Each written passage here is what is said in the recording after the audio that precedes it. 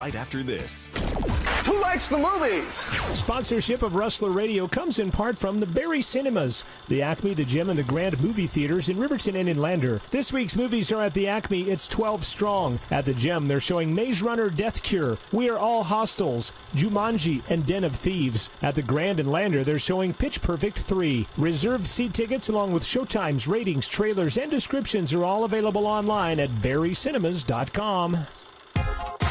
What's better than getting money for college? Well, it's getting money for college that you don't have to pay back. The scholarship opportunity for next year is now open online at cwc.edu/scholarships. Get your share of over $1 million worth of scholarships to attend Central Wyoming College. Scholarships can be based on your grades and cool stuff you've done, or how bad you need the money. Maybe just who you are, or maybe because of what you're going to be when you grow up. If you get started now, you can submit a great application and get your money for college now. Click Start Here online at cwc.edu/scholarships. Start now. It's that easy. Your home for Rustler basketball is 88.1 KCWC-FM, Riverton. Take a look at your starting lineups here on this afternoon of basketball on 88.1 as we get ready for Region 9 basketball a second time around. And let's go with the home team first here this afternoon. They will start number 11, the 5'4" freshman out of Rigby, Idaho, averaging 4 assists per game, 3 points per game. That is Olivia Shippen. Number 21 is the 5'10" freshman from Star Valley High School. Riley's averaging 15.7 rebounds per ball game. Her game high this season has been 29 against Colorado Northwestern. Riley Burmester wearing number 21. Starting today against the Sheridan, a team she did not play against last time, then they played at Sheridan, is the 5'11" freshman out of Orem, Utah, averaging 16 points and 6 rebounds per ball game. Leading scorer for the Rustlers, Palani Tarawa, number 22. A 5'9" freshman out of Grantsville, Utah, averaging 3 points a game is Braylee Crossman. And number 34, the 5'9" freshman out of Rocky Mountain High School in Wyoming. She is a freshman averaging 8 points a game at 5'9" is Marissa Arnold. I think you can take her season in 2 parts, really, because there was a part she wasn't playing much, and so the second half of the year, she's averaging in double figures, I am certain. Yeah, she got hurt and needs shoulder surgery and is playing lights out. Also, what a step up. You're playing from Rocky Mountain High School right into, Region 9. Region 9 is not an easy division. And she's averaging about 12 points in conference play. She was the leading scorer when they played at Sheridan. She had 22 points. That is her career high as a freshman. So putting the exclamation point on what you just said, I guess. I concur. I guess that's my point. There you go, the concurrent of our good friend Kyle Johnson, whom I spoke with this morning. We will step aside for the national anthem here in just a minute. Then we'll introduce you to the visitors on the other side. And their head coach, Ryan Davis. And Ryan Davis, he was a grad assistant, student assistant at Kansas for 4 years for the Jayhawks, part of 4 Big 12 championships and a national title while he was there. So he's seen with the men's team, and then apparently, yes, absolutely. The women's team hasn't quite been the same. He has seen some basketball as Ryan Davis. He's just a young guy, and we'll introduce you to his team here in just a moment. But first, the national anthem. Stay with us. We'll return in just a moment here on Rustler Radio. Listen and imagine.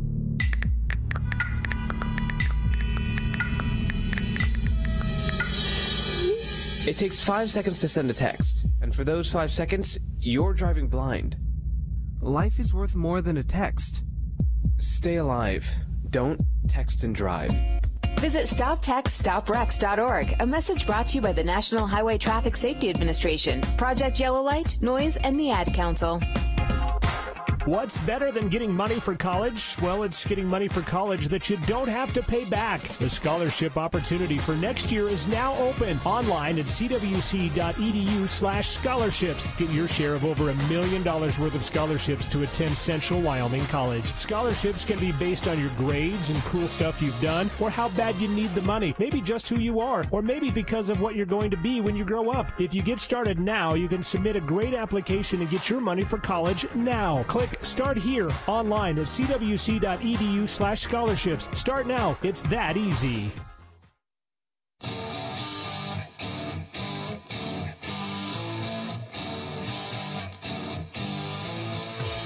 This is Rustler Basketball.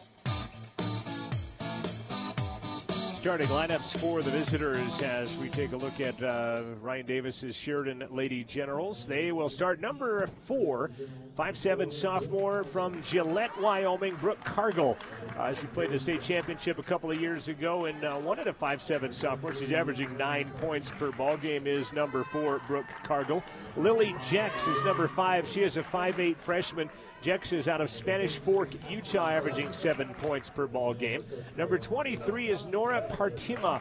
She is from Finland, and Nora is a 5'10" freshman, averaging 6 and 5. Raylyn Kiefer is from Forsyth, Montana. She's averaging 2 points more a game in conference play than she did in the regular part of the season. Kiefer, a 15-point per game output, their leading scorer.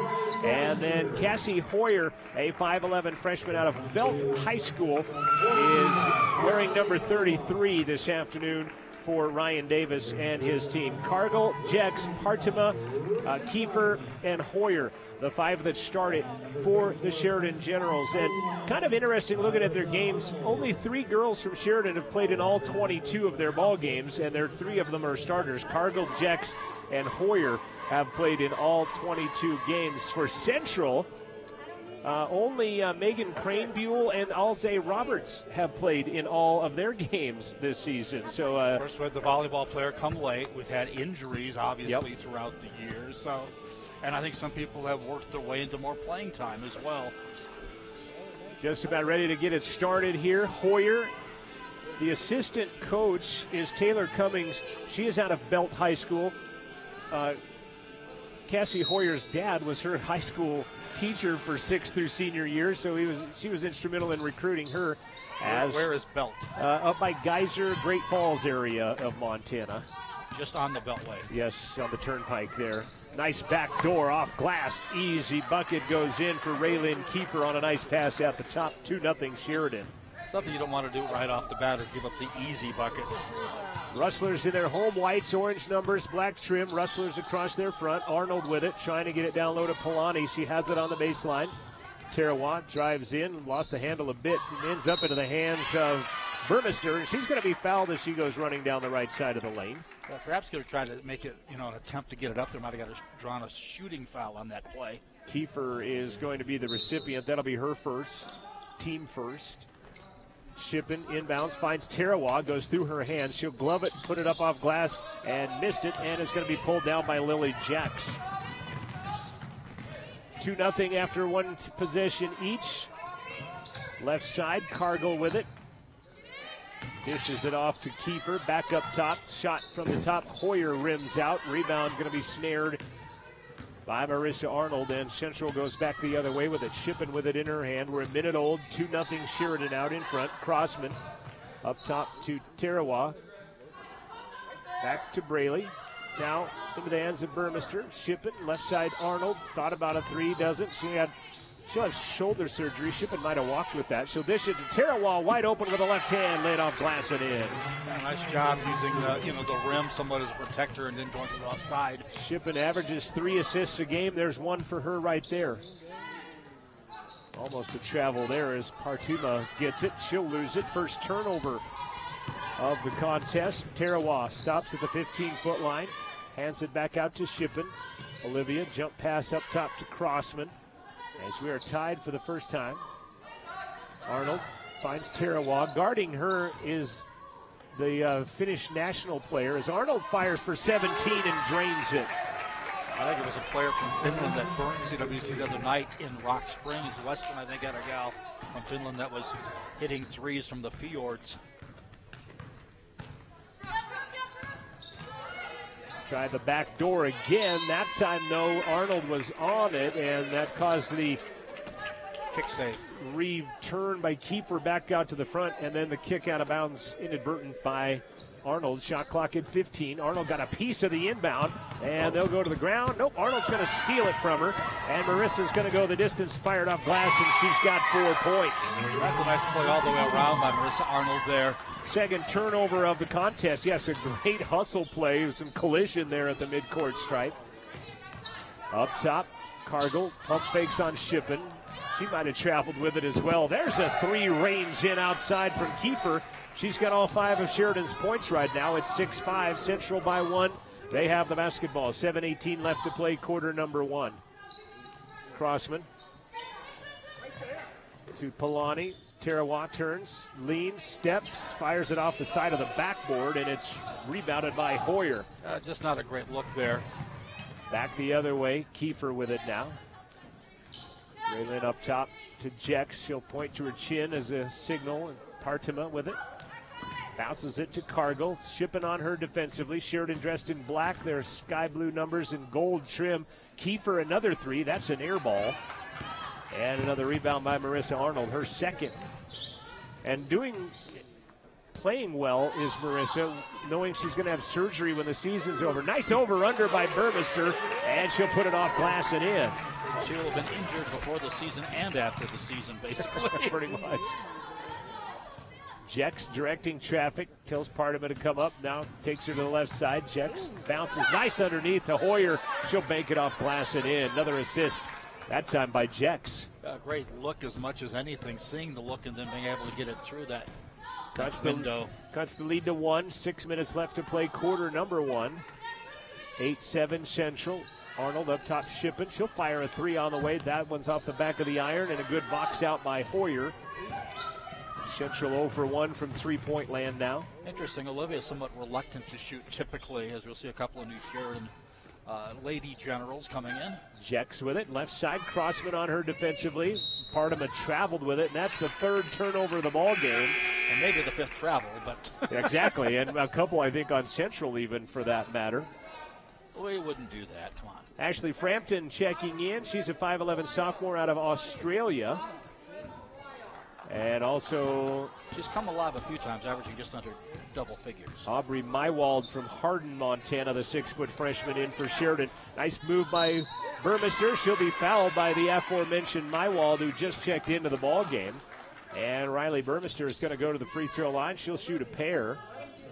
Central, by the way, 67% free throw shooters. Burmester raises that average.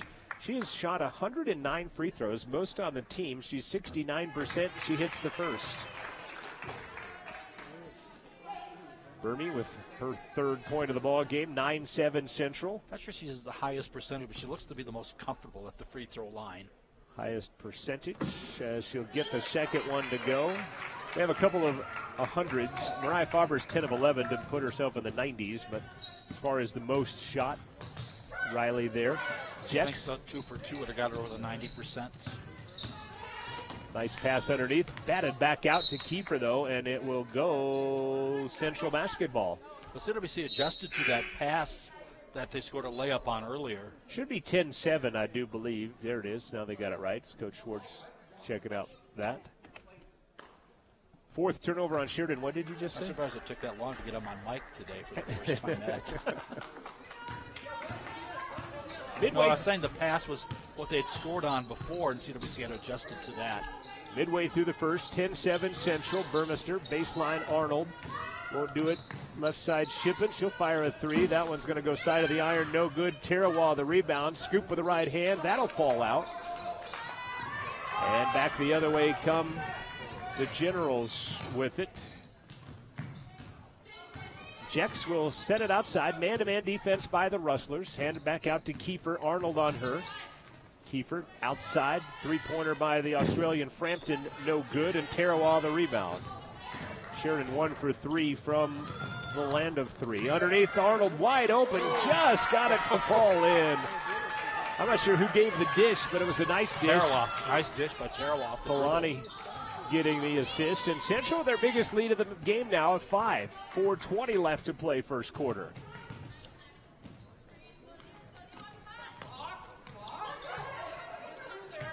Jex stops for 3. That one will find nothing but net. Initially found the very bottom of the net, in fact, the way I think was such a groove. Initially, I thought it was going to be well short, and then all of a sudden snap a nylon, and it's 12-10. Inside of 4 minutes left to play quarter number 1. Arnold at the top, launching a 3 on the way, and no good front of the iron, but the ball bounces right into the hands of Burmester. And that's her first rebound of the game. Polani tries to flip it to a player, and then a foul whistled as she tried to flip it back. Jex fouling Shippen, and Lily Jex will get her first, third team foul, as Aloma Solovi will check into the ball game. Also back in Cassie Hoyer. Hoyer, I mentioned, out of Belt, Montana. Solovi is out of Salt Lake High School from East High School. Burmester dribbling through traffic, goes to the baseline, got it to go with some contact, and Vermi has 6. 14-10. 3:25 remaining in the first quarter. Solovi pitches it back to Kiefer. Kiefer working on Arnold, finds Hoyer. Now Cargill with it. Mariah Faber will check in next dead ball as she runs past our check instead, and Kiefer gets free and snaps the cords on a 3, and she's got 8. Kiefer's a 34% free throw three-point shooter. She's shot 145 coming into the ball game, the most on her team by about 40 three-point attempts. And she snaps that one. Burmester, nice move, laid off glass as she went right past her defender, Mywald. That was a great move. Burmester with 8 puts the lead back to 3 for Central. 2:40 left. Driving, Solovi goes right open underneath. Shot bucket good by Mywald. The only problem for CWC, they're giving up too many layups, it seems like, in the half court. Yeah, a lot of blue ink near the shot by the hoop on the shot chart for sure. Arnold, wide open 16. Back of the iron, no good. Cargill the rebound.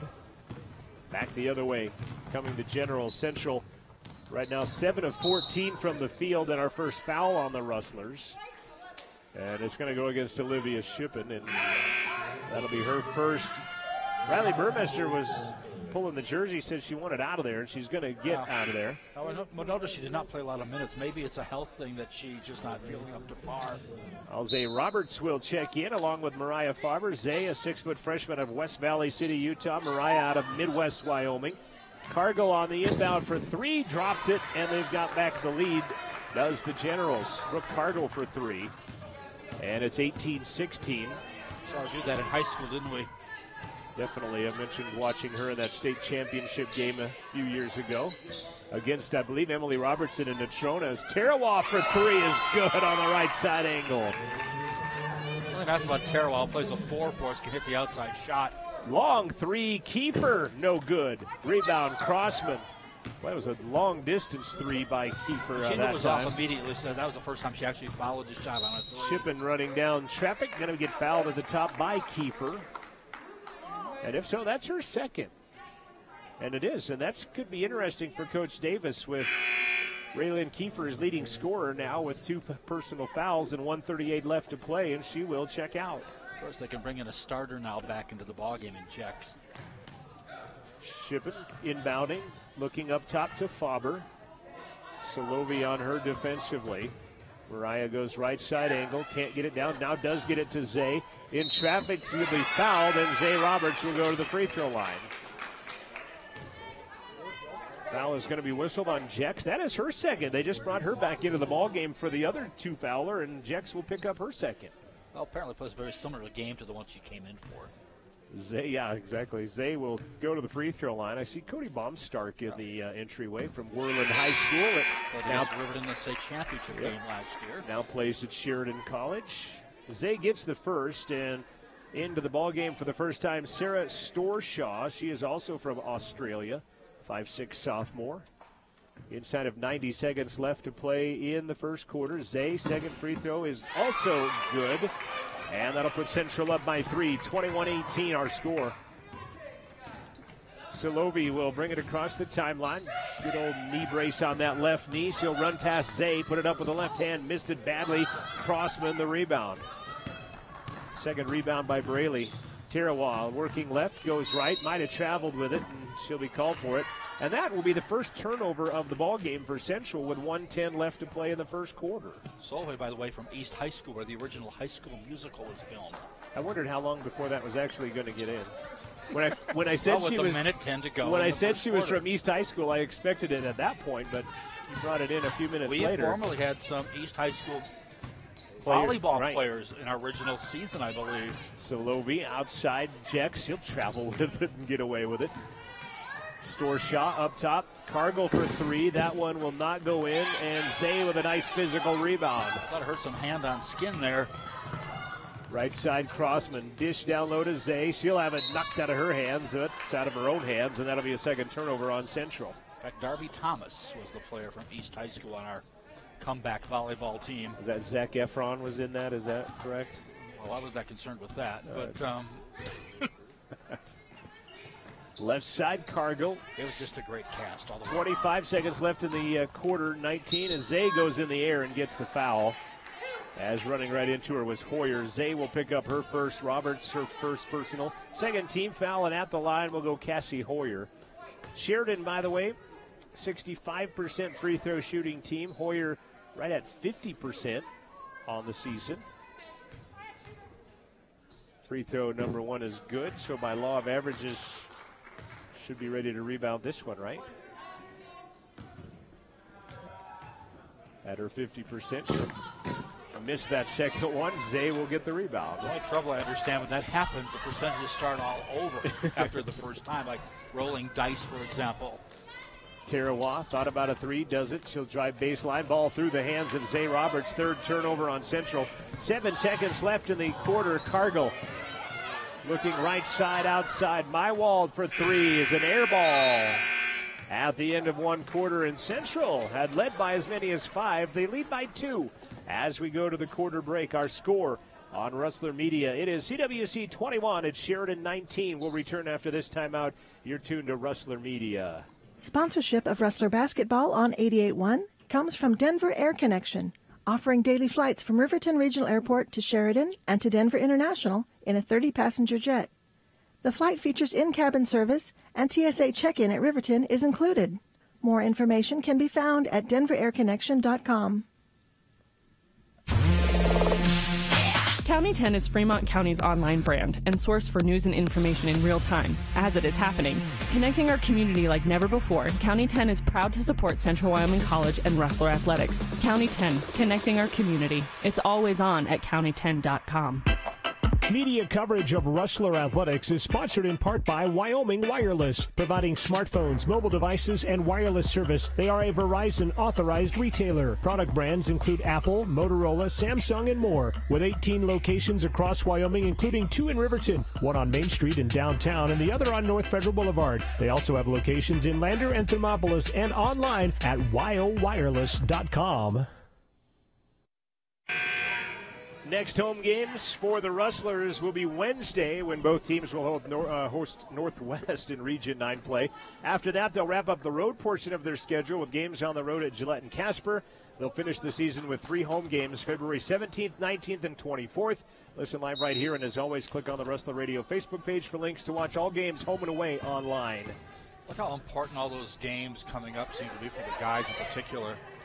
Definitely so, as Crossman, Shippen, Tarawa, Zay Roberts, and Mariah Faber on the court to start the second quarter. Tarawa is partially blocked, but she'll get her own rebound. Get in position, and the reverse is good. That's a high launching reverse there. That thing went above the backboard and came back and fell through. Polani now with 7. Central's lead back to 4. Their biggest has been 5. Hoyer dishes it out to Solovey up top. Three-pointer by Mywald is no good, and another rebound by Tarawa. Polani with her 4th rebound of the ball game. Had a good all-around game right off the bat here. Yeah, did not play against Sheridan last time, as we mentioned in the onset of the broadcast. She'll fire a 3 in the corner and miss it off the front of the iron. And the rebound pulled down by Solovey. She will burn it into the front court, and they'll peel back. Central 9 of 18 from the field, just 1 of 5 from three-point land right now. Sheridan is 7 of 15 from the field at 47%. That 3 clangs off the back of the iron by Cargill. Zay had the rebound, but they'll tie it up, and it's going to go Sheridan basketball. That'll be a turnover on CWC. Tie up between a 5-6 and a 5-5 there. Frampton back into the ball game, checking in for Aubrey Mywald. Solovey, getting the inbound, just beats the clock as she gets it into Storshaw. Possession arrow swaps to be Central's on the next dead ball now. Frampton with it, guarded by Burmester. Cargill, Solovey, 15 on the shot clock. She'll pull it back out near midcourt. Sheridan, by the way, 4 of 10 from three-point land, and they'll just lose the handle as they go out of bounds down underneath. That'll be their 5th turnover. That's a play they like. It worked so well the first time, but hasn't worked the last couple of times.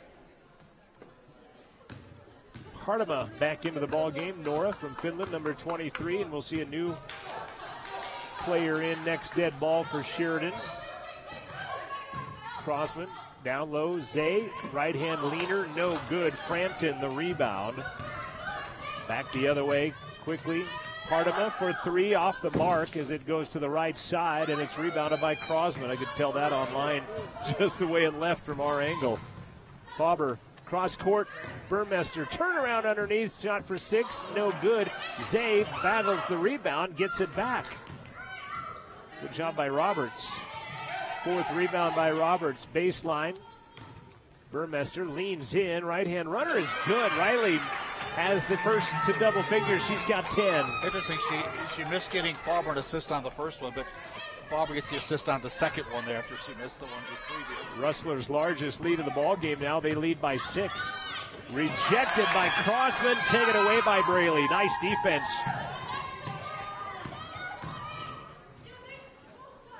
Shot from the outside is not good for Central, and the rebound picked up on the floor by Storshaw.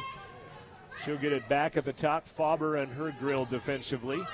Going to try to run past her, does, and can't get the end one as she got that first step past Mariah.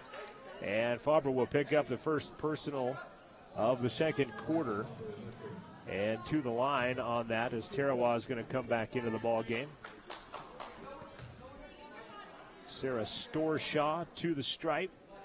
Storshaw, by the way, hadn't really registered much in the way of free throws on the season. And the first is on the way, and nothing but net. Listed from Sheridan, but McKay North State High School, I think is interesting. Is out of Australia, actually. So Sheridan, Australia, or is that just a typo? I think, I do not know that, honestly, to tell you the truth, but maybe a sister city. McKay North State High School is in Sheridan as she gets both. We'll ask her as she comes by. Sarah? Nope, she's not going to talk to us right now. I know the girls' home is in Sheridan. No, forget that. 25-21 on a pair of free throws by Storshaw. They'll lob it into Shippen, and they'll get the turnover. Right side, 6-footer, no good, and then over the back is going to be called on Solovi. Well, it's in North. Let's cross out the Sheridan thing completely here. Yes. Except for on their uniforms. 7:01 left. Full court pressure by Sheridan now. Shippen to Tarawa. She will push it with one hand across to Faber. Baseline Crossman. Braley to Tarawa. Mismatch underneath. Can't get it to go, though. And the rebound pulled down by Partema. I don't think Ken is in complete concurrence. Yeah, I would have to agree. They had the mismatches. They had Tarawa and Cargill, and Cargill bodied her up pretty good and got away with it. As Frampton on the three-point line drains that one. Ashley Frampton, her first bucket from down under. 25-23 after Central had built their biggest lead that's now been reeled back into a bucket. 6:20 left. Driving Burmester off glass. Missed it. Solovi the rebound. Well, just came up a little bit short after the nice drive. Yeah, great move. Up top, Solovi. Pump fake, runs past Crossman. Laid off glass, no. Shippen says, I got the ball. The referee says, that's not what I saw, and they'll give Olivia her second personal foul. Yeah, Olivia got the foul, her second. Well, because I think... What did I say? Yeah, you're right, but I thought it might have been earlier on the play. I thought maybe Crossman had fouled early on that, but not so. Inbound to Frampton. Into the ballgame is Carmen Ramey, by the way. She's been in there for a while, hadn't named her name, but Ramey on the right side angle. Solovi with it, 8 on the shot clock, gets a pick from Partema. Toe on the line for 3 is just a 2, and we're tied for a second time as she got it to go, though. A bit of a run here, though, for Sheridan. 6-0 run, in fact, as it was 25-19. Central had a 6-point lead, now we're tied. Burmester going to lean down the lane, might have been some contact again, no call. Frampton the rebound, here they come the other direction. Taking it the distance, Frampton missed it, and Arnold will get the rebound. Shots at both ends were a little hard. 3 rebounds for Arnold as she'll give it up to Shippen. Olivia left side Burmester. I see our 2 men's coaches talking shop up in the top right-hand corner of the gymnasium. Our assistant coach talking to him a bit ago, so he's doing the shock troop, activity first. Faber with a 17-footer misses. Rebound by Frampton, her 3rd. As Coach Davis gives out the count. Inside of 5 minutes left to play. Crossman next dead ball will come in. Ball spun down to Frampton. It's tipped out of there by Arnold. And it will stay Sheridan basketball, as we're also going to see Madison Chavez into the ball game and Sarah Storshaw.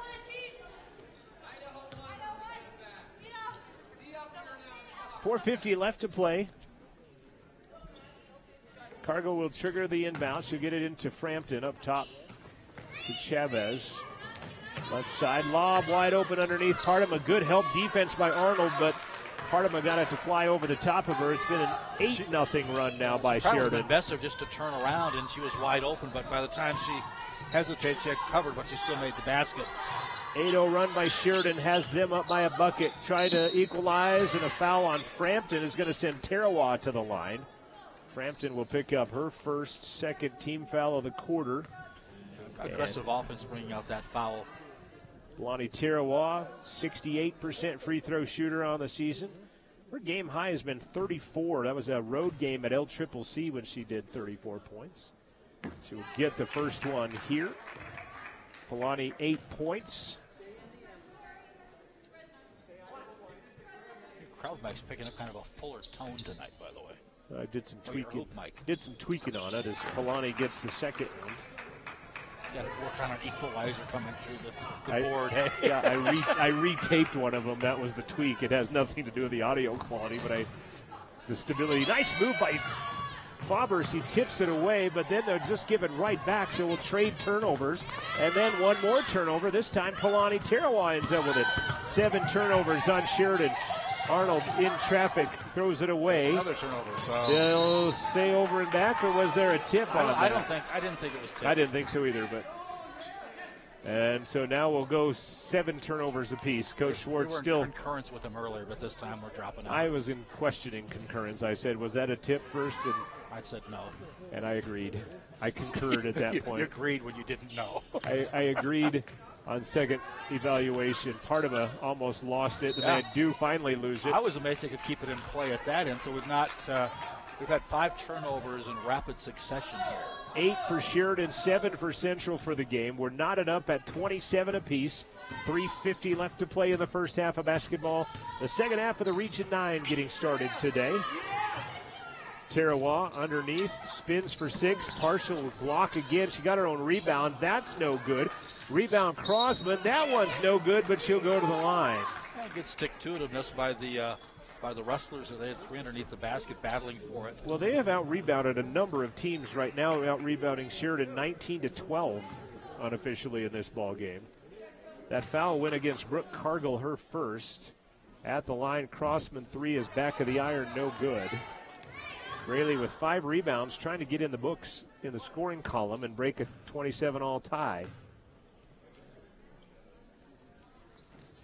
Got it to go. 5th lead change of the game. So it does not look like the 28-point game they had the first time between these two teams. Cargill up top. Partima, 3-pointer on the way. Good by Storshaw. And that'll put Sheridan up by a bucket now. 30-28, 6th lead change with 3:12 left. Ball almost knocked out of bounds. Tarawa guns it to where Arnold was, not to where she was going, and that's out of bounds. Turnover number 8 on Central. Unfortunately, it was a good idea because she was cutting to the basket pretty much. And would have had a pretty easy layup, it looked like. Yes, exactly.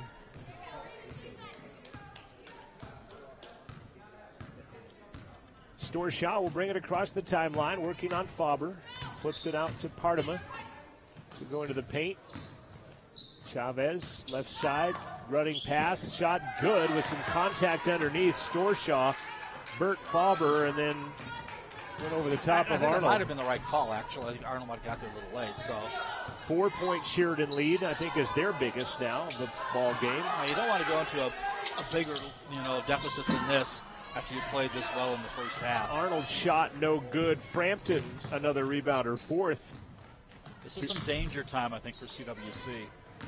Chavez into the lane. Right-hand runner not close as it clangs off the iron. Rebound pulled down by Marissa Arnold. That came off the bottom of the iron, too. I think it came from a hard hat area all of a sudden. And then Tarawa goes down in a heap with Storshaw. Storshaw is going to get called for the foul. Fourth team foul of the quarter. First personal on Storshaw. And Tarawa back to the line. She has 9 points, 2 for 2 from the line. Central 7 of 8 from the stripe on the afternoon. Free throw on the way is good. Coach mentioned in the pregame show his team has not shot free throws well as of late, but 8 of 9 on the day today. Now 9 of 10 with that second one, and brings it to a team recently shot less than 50% approaching. It's just amazing for a game. Back to within a bucket. Storshaw, right side, lost the handle on it. Turnover number 9 on Sheridan. Chance to tie it up or even take a lead this trip down. Sheridan, by the way, one spot above the Rustlers. So big game at home for C-Dub to try to climb into that hosting spot. Tarawa, wide open three, skims off the front of the iron, no good. And the rebound picked up by Partima. She'll pull up, give it to Frampton. Thought about a three in Tarawa's face, doesn't. Pulls it back out. 95 seconds left to play in the first half. Frampton running into Crosman, traveled with it. Turnover number 10 on the Lady Generals as Aubrey Mywald checks into the ball game as well. Mywald and Chavez are the heads of the Native American Club on campus at Sheridan, Wyoming, the coach tells me. They're active in their community. Outside of the basketball court, Chavez almost with a foul, and then instead gets a steal. She'll go the distance over Faber and one, but no, they'll wave it off. Faber takes the charge.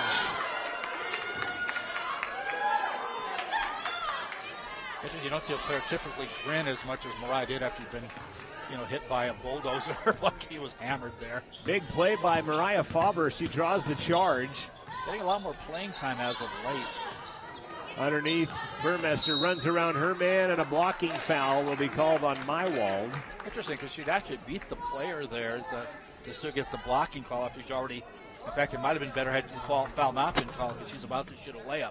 Talking about that wasn't me, by the way. Frampton and Storshaw. They were teammates in club basketball in Australia. I'm not sure my tweaking has not gone very well. It might be a metal plate in the head of the official or something. I don't know. First free throw good by Burmester.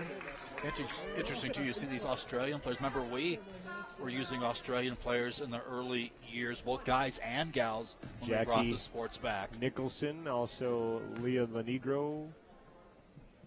One of our first. Paul Brotherson. Yep, our first post player in the bring back of the sport. Riley misses the second one. Yeah, the rebound pulled down by Sheridan. 32-31, a minute left. Kick it out to Cargill. She'll fire a long three. It's the back of the iron, and an even longer rebound comes to Cargill, though. Get the 30-foot rebound. And a new 30-second clock.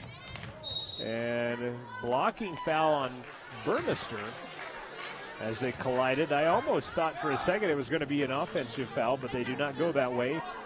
Kind of flip a coin either way on that one, actually. And they'll flip the coin against Burmester. Lob it up to Cargill. She'll travel with it, and that is the 12th turnover on Sheridan in the first half. 45 on the game clock with a 32-31 advantage, Sheridan. Faber across the timeline. D'd up by Storshaw. Right side, Arnold.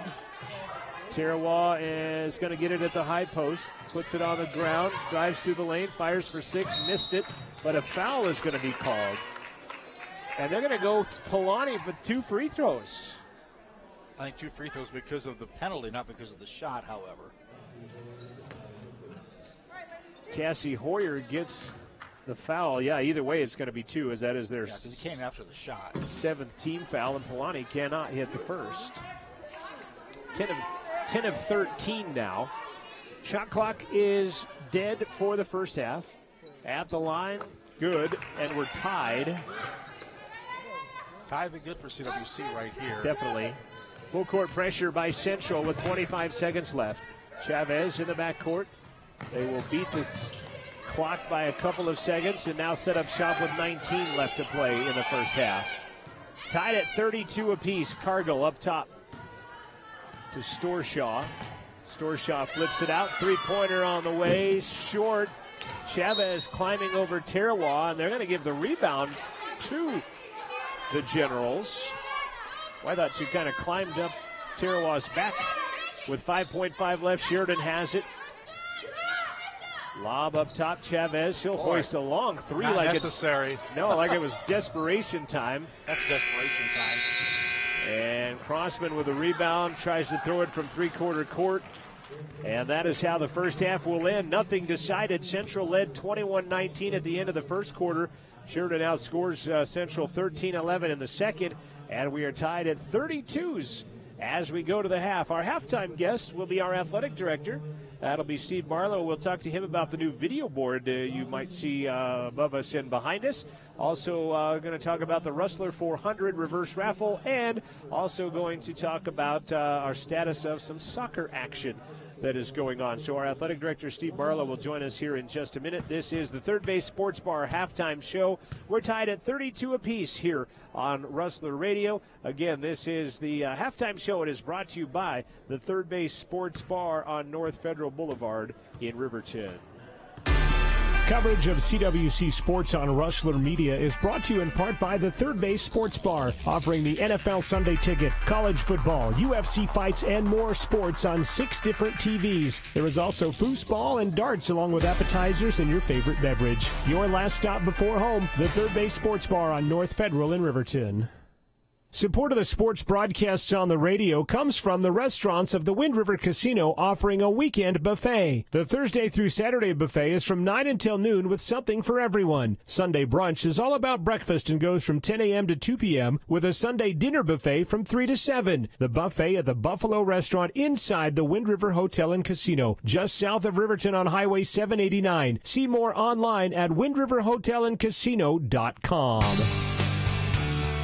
Rustler Athletics is supported by Bott Monument, applying a relentless passion for excellence to honor special people in special ways. Bott Monument, part of the Wyoming community since 1875 on West Main in Riverton, and online at bottmonument.com. Proud to support Rustler Sports on 88.1. It's time for the Third Base Sports Bar halftime show on North Federal in Riverton. Third Base is your last stop before home. We are at the half, 32 apiece here on Rustler Radio. The Central Ladies and the Sheridan Lady Generals will take a look at stats and more here in just a bit. But first, our athletic director, Steve Barlow, joining us here on the Third Base Sports Bar halftime show. And a number of topics, Steve, to talk about. I guess number one is if people are in the gym or maybe possibly noticing on TV the large video board above us and behind us, if we want to talk about that a little bit. Sure, yeah, we're real excited to have that, for many different reasons, to go ahead and, celebrate our Booster Club members. We can get that up on the board and stuff, show them up on the big screen instead of this little thing that we have here. But I'll tell you a little history behind that is a couple years ago, if you remember many years ago, we used to have all those banners up there. And we had people come to us and say, it just looks like a big billboard stuck with a bunch of business cards like on a it. Stock car or something. Yeah, and so they said, hey, can we do something different with that? And really it was Mike Yao, Lars Flanagan, our Booster Club board said, let's start looking to do something different. So, we got the table here, but it's just not big enough. Right. And so we looked, and with the help of Pepsi, we were able to get this. And, it's going to be able to do a lot of different things. It'll be able to show – my hope is to hook up with maybe WPBS, whatever, and maybe show some replay, live action, and a lot of good things. So we're very excited to have it. And operational when do we reckon? Well, we just got it installed this week. Working here, some of our IT guys, a couple of them are out this week, so we weren't able to get things rolling this week the way that we wanted to, but our physical plant's got it mounted. Yeah, obviously it's up there, and it's great. So I'm hoping next week we'll get in here on Monday and start looking at it with the help of Craig Kachera. I want to say his name because he does a wonderful job for us here, our IT man, and we'll get it rolling. All right, let's move on to the next subject, and that would be soccer. You know, last we had talked about, we had sent off something to the NJCAA about getting soccer, and I think there was some budget meetings and stuff, and where are we at with the possible addition of that sport here at Central now? Well, as you know, for years people have been thinking about soccer here. There's 5 other colleges in the state that have it. It's when you look at sports and things that you want to add and do, you look at travel, you look at who you compete against and those kind of things, and soccer is one of those that we're excited about. All the other schools in Wyoming are excited about it because it's another team that they can play in-state, not have to travel to Timbuktu to play. And so that along with, I'm going to give you a little history here, that along with, as you know, John, all of us are asked to, here at CWC, how can we increase enrollment? You know, what programs can we bring on that are going to increase enrollment? And I looked at what we could do increasing enrollment both from our local students, Fremont County, and then obviously the state of Wyoming, and then anywhere else. And so I, going back many years and looking at things, thought, you know, soccer would be the way to go. So I took that proposal earlier, you know, the beginning of this year to administration, and the reason why we had that now is because we had a 4-year window, or not a 4-year window, but we had to declare with the NJCAA what sports we're going to have and what division for the next 4 years, and we had to do that, I believe, in October it was, and so I went forward, requested that we could add soccer. The NJCAA approved that. So we have the approval from the NJCAA to have the sport. We can have the sport. Currently now our administration is looking at really does it, you know, the benefits, how many students it'll add, you know, the actual budget. Now we've done that. We've done all that, but we're just scrutinizing, analyzing more and more and more to make sure it's the right decision. We want to make sure it's right for the community, for the college, and you know, and students. So you know, we're looking at some more here, but I would say that in the next few months we'll have that decision, yes or no, this is what we're going to do. Now, you know, we're not going to add it this coming year, but the following. So we've got a little bit of time to do that. Fall of 19, not absolutely. 18. Now we'll have to get a coach hired, and then obviously we'll have to move with a little bit of urgency, not a lot, because the schedules have to be made for the following year. So I've had 2 ADs call me last week asking me, hey, what's up with soccer? They're ready to play. They want to be involved with us. I will share with you also that, you know, there's a lot of things we had to look at, the field and all that. As you know, Reggie Miller across the street there. I've worked with Reggie, working out something. Maybe we could play some games there. And a lot of colleges do that, play at their high school fields because they're already set. Great turf, and some of them even play a game or two under the lights because that's a lot of fun. So just looking at everything, and hopefully in the next couple months we'll say, hey, this is what we're doing. All right, we're talking with our athletic director, Steve Barlow. We're tied at 32 apiece, Central and Sheridan in women's basketball.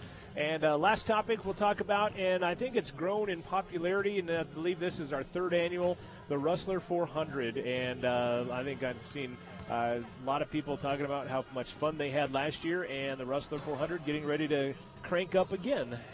Yeah, you know, we decided a couple of years ago, well, 3 years ago, fundraising, let's not go around town over and over and over and try to hit businesses and just beat them to death. Let's see if we can come up with one big fundraising thing that goes to our scholarship package, that's fun, that gives back to some people, obviously, in the best way that we can. Some luckier people. And one of our past board members brought this idea forward, you know, and I just think it's wonderful. March 23rd, we'll have the reverse raffle. $100 buys you a ticket for 2 to get into the Rustler 400 on March 23rd, and we'll have the reverse raffle where somebody will take home $10,000. Somebody will take home $2,000, and then several $100 throughout the night as you announce those, as we draw those out, and you'll be announcing those. But proceeds go to the scholarships, and it's just a good time.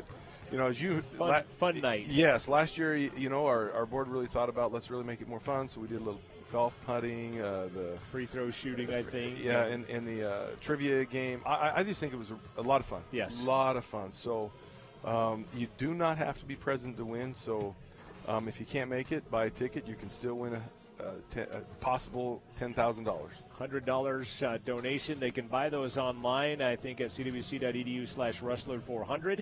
They can buy them from the foundation. A Booster Club member, you or Sarah probably in the athletic office. Absolutely. Player. Our coaches, players in our office, and all those you others said, sure. Yeah, and if you're not sure, call us here at CWC, and we'll make sure you get one. Okay. Anything else, Steve, you want to throw out there? Just, I think we all understand the value of athletics, and, these topics that we talked about are just trying to help Central Wyoming College move forward in the right direction with our students. Students are always first here, and our student athletes, I just say, are just phenomenal what they do, the work they put in the classroom, on the court, everywhere else. I appreciate them. I appreciate you and Joel, doing what you do to celebrate them and just getting the word out about them. So appreciate all that you do for us. I appreciate you coming by. Yep. Thank you so much. Thank Steve you. Barlow, our athletic director. It's the Third Base Sports Bar halftime show. Stay with us. It's 32-32. We'll take a look at stats and get the second half underway here in just a few moments. This is Rustler Basketball on Rustler Media. The name you've trusted for years in Fremont County for flooring and window coverings is now your home for Beauty Rest. Gales Carpet One Riverton now features the Sleep Boutique. Gales features the Beautiful Guarantee on Beauty Rest mattresses and on flooring. If you don't like it, they'll replace it. Downtown Riverton or on Facebook or GalesCarpet1Riverton.com. A proud supporter of student radio at Central Wyoming College, Gales Carpet One. This is the Third Base Sports Bar halftime show on North Federal Boulevard. Third Base is your last stop before home. Sponsorship of Rustler Athletics is brought to you in part by the Brown Sugar Coffee Roastery. They're on Main Street in downtown Riverton. They have a full coffee bar menu including lattes, cappuccinos, espressos. They also feature New York bagels and open-faced bagel sandwiches. Brown Sugar Coffee Roastery, 303 East Main in downtown Riverton. You can dine in, take out, or pick up. 856-1116. That's 856-1116. A proud Rustler booster sponsor, Brown Sugar Coffee Roastery. Support of Rustler Athletics is brought to you in part by Rendezvous Dental of Riverton, providing dental care to patients spanning all ages. Dr. Colton Crane and Dale Sackett combined for over 50 years of dental practice in Fremont County. Appointment and information can be found at rendezvousdental.com. Sports on Rustler Media is brought to you in part by Edward Jones Financial Advisor, Mick Pryor. Make sense of investing with Edward Jones and Mick Pryor, located 1 block east of the Riverton Post Office, providing retirement and investing advice including stocks, bonds, mutual funds, and CDs. It's never too early or too late to start planning for financial future. Appointments are available at 856-6116. Edward Jones Financial Advisor, Mick Pryor, 856-6116. Back for the halftime show here. It's brought to you by the Third Base Sports Bar on North Federal and Riverton. Let's take a look at some first half numbers in this. Central led 21-19 at the end of one, and they got outscored 13-11 in the second to make it a 32-32 game. Central back out on the surface now. Sheridan just emerging from the locker room. They are ready to take their second half warm-ups here in just a bit as well. Leading the way scoring, Palani Tarawa, 12 points for Central. 5 rebounds for Palani, 5 of 6 from the free throw line at 83%. Riley Burmester with 11, so 23 of their 32 coming from their big two. Marissa Arnold has 6, 2 points from Zay Roberts, and 1 point from Braylee Crossman. On the other side, Sheridan is led by their leading scorer, Raylyn Kiefer. She got 2 fouls with about she didn't play a good portion of that second quarter, did Kiefer. She has 8 points in the contest. 7 from Sarah Storshaw, and then a lot of other people with points. Hoyer with 3, Mywald with 2, Partema and Salovi with 2 each, 3 each for Cargill and Jex, as it's tied at 32 apiece. I thought with that stoppage in play at the very end of the half, they might bring Kiefer in because there'd be offense only, but they didn't, and she's probably their best three-point shooter. In fact, obviously better than what they did throw up there. Leading the way, Real Central out rebounding Sheridan 21-17. 6 lead changes, 4 ties. Sheridan 12 Sheridan turnovers, 9 for Central. Central shooting in the first half 33%, only 17% from three-point land, however, as they would go 1 for 6. On the other side, Sheridan shooting 44%, 5 of 15 from three-point land in this ball game as of right now. Central hit 11 of 14 free throws. On the other side, Sheridan hit 3 of 4. Those are your halftime stats. This has been the Third Base Sports Bar halftime show. It has been brought to you in part by the Third Base Sports Bar. Coverage of CWC Sports on Rustler Media is brought to you in part by the Third Base Sports Bar, offering the NFL Sunday Ticket, college football, UFC fights, and more sports on 6 different TVs. There is also foosball and darts, along with appetizers and your favorite beverage. Your last stop before home, the Third Base Sports Bar on North Federal in Riverton. Are you a new CWC student with nothing to do? Well, come check out the information fair at Rustlers Central, Tuesday, February 6th at 3 to 5 p.m. Come look at all of the clubs and maybe consider joining one. All clubs will be doing a carnival theme for all children. So bring your kids and enjoy the fun. Tuesday, February 6th, 3 to 5 p.m. at Rustlers Central. This has been the Third Base Sports Bar halftime show on North Federal Boulevard. Third Base is your last stop before home. The Third Base Sports Bar reminds you to celebrate responsibly. Second half basketball begins with Central in possession, dressed in their home whites, orange numbers, black trim. Marissa Arnold, Olivia Shippen, Braylee Crossman, Palani Tarawa, and also Riley Burmester into the ball game. As they give the ball to Shippen. She was open for a look, but didn't even look at the shot as she got turned around in there a little bit. Would have been about a 10-footer. Tarawa over under, and a foul call, and in disbelief is Hoyer. Yeah, because she's going to get pushed off by Tarawa, but, play with what they're calling, I guess, is the key there. So Cassie Hoyer will get her second personal foul as Cargill, Jex, Partima, and Kiefer on the floor with Hoyer to begin the second half. Burmester takes the inbound, finds Arnold. Left side to Shippen as she'll reset it at the top and reverse the play. Crossman up to Tarawa. Lob it down low to Burmester. She'll run over the top and drop it in as she goes over the top of Raylyn Kiefer. She's pretty darn flexible down there, isn't she? Riley with 13, leading scorer of everybody on the court in Central, breaks the tie and gets back the lead. 34-32. Cargill stops, getting in her face, maybe a little mismatch as Hoyer drives down the lane. She'll be fouled. Yeah, I got the mismatch on Shippen there. She'll go to the line, and that will be a foul on Olivia. That'll be her third. She's gotten one in each quarter so far. Well, if it goes overtime, she's gone. She'll get to play part of it, though. 9:09 left to play in the third. Free throw is good by Hoyer. Because of that, Mariah Faber will check into the game right here. Shippen will leave with her third personal, and Mariah Faber a lot of minutes in the first half. Yeah, probably doesn't come in too often for a player that is shorter than her, but she has done that. 12 minutes, in fact. Yep. Actually seemed like more than that is what struck me as interesting. Free throw no good. Central the rebound and a 1-point lead, 34-33. Hear the official telling them to stay straight up down there as Hoyer knocks that ball out of bounds. It'll stay Central basketball.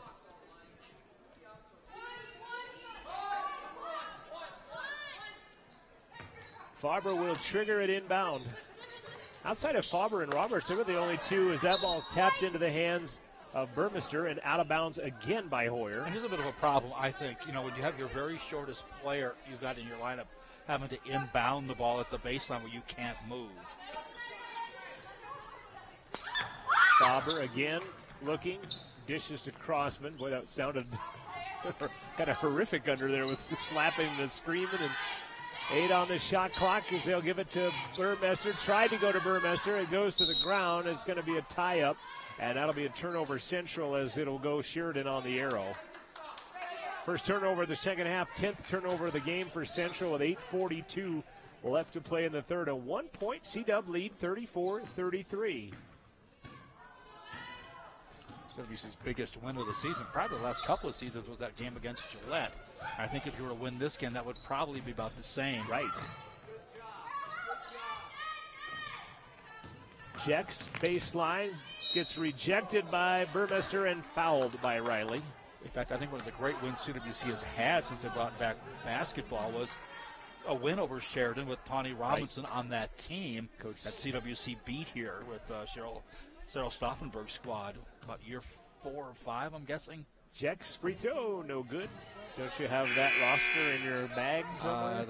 The bottom fell out. Amanda Mitchell will check into the ball game for the first time this afternoon. Amanda, where's she at? She's right over there. She's in West Valley City, Utah. Free throw number 2 by Jex is good, and we're tied for a 5th time at 34 apiece. 8:20 left to play in the second quarter. Arnold. Interesting for Arnold, who dribbles kind of with her head down. Right. I was just actually going to say that same exact thing as Burmester floats through, misses it. Boy, Part I of thought she had the right rebound. touch and everything. Long pass up ahead. Right side, now up top Pardeman. Left side, Jex to Cargill. Back to Jex. Lily, her first name. Amanda's fighting her off defensively. Shot clock down to 12. Ball knocked away by Arnold, taken away by Riss. She'll get it up ahead to Tarawa. And now they'll reset. 13 turnovers on Sheridan, their first of the second half. And then Central repays the favor as they'll tap it out of there and volleyball it around, taken away by Cargill. Kiefer turns around. They left her wide open. Just a 2 if it goes. It does not, and Arnold will get the rebound. I think the pirouette may have made her dizzy. And the rebound will net a timeout. Marissa Arnold with her 5th rebound and a timeout on the floor with 7:27 left to play. For the 3rd year, talked about this with our athletic director, Steve Barlow. CWC Foundation hosting a reverse raffle. Enjoy an evening of food, fun, and the chance to win a grand prize of $10,000. Ticket holders have the chance to win all night long. Tickets are drawn throughout the evening for several money awards. You'll have dinner and entertainment chances to win.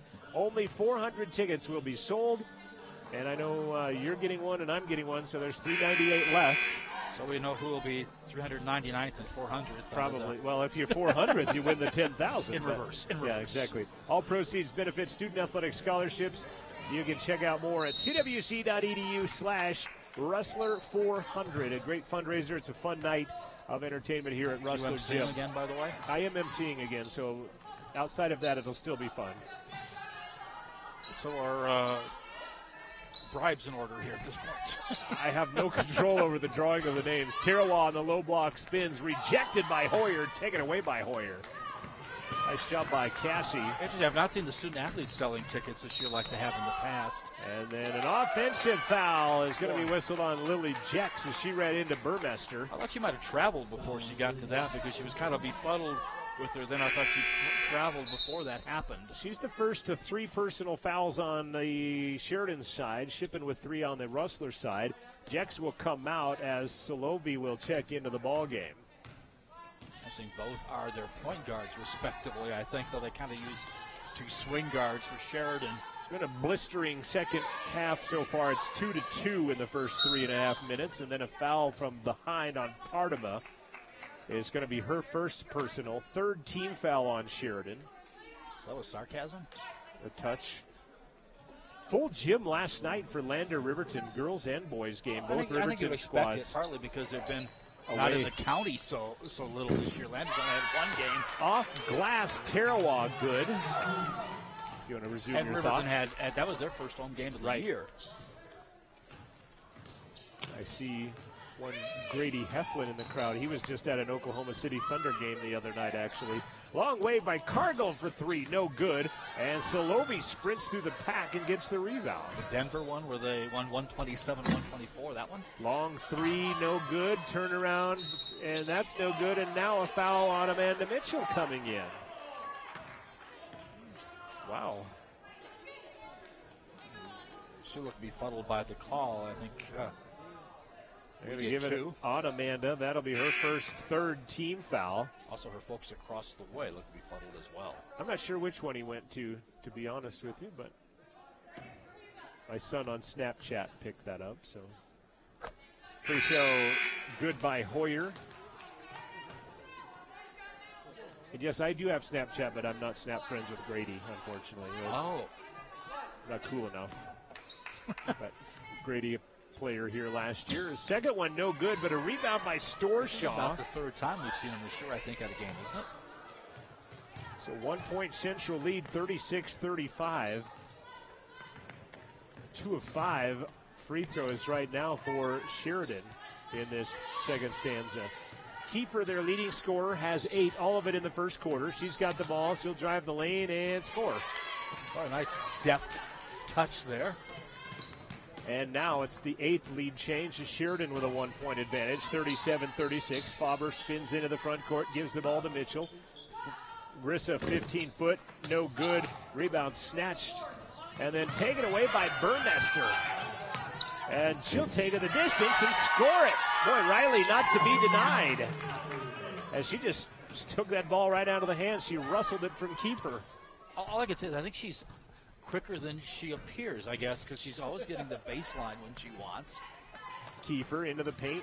Hoyer spins on Polani, partially blocked by Tarawa, taken away, partially fouled possibly as well, taken away by Burmester.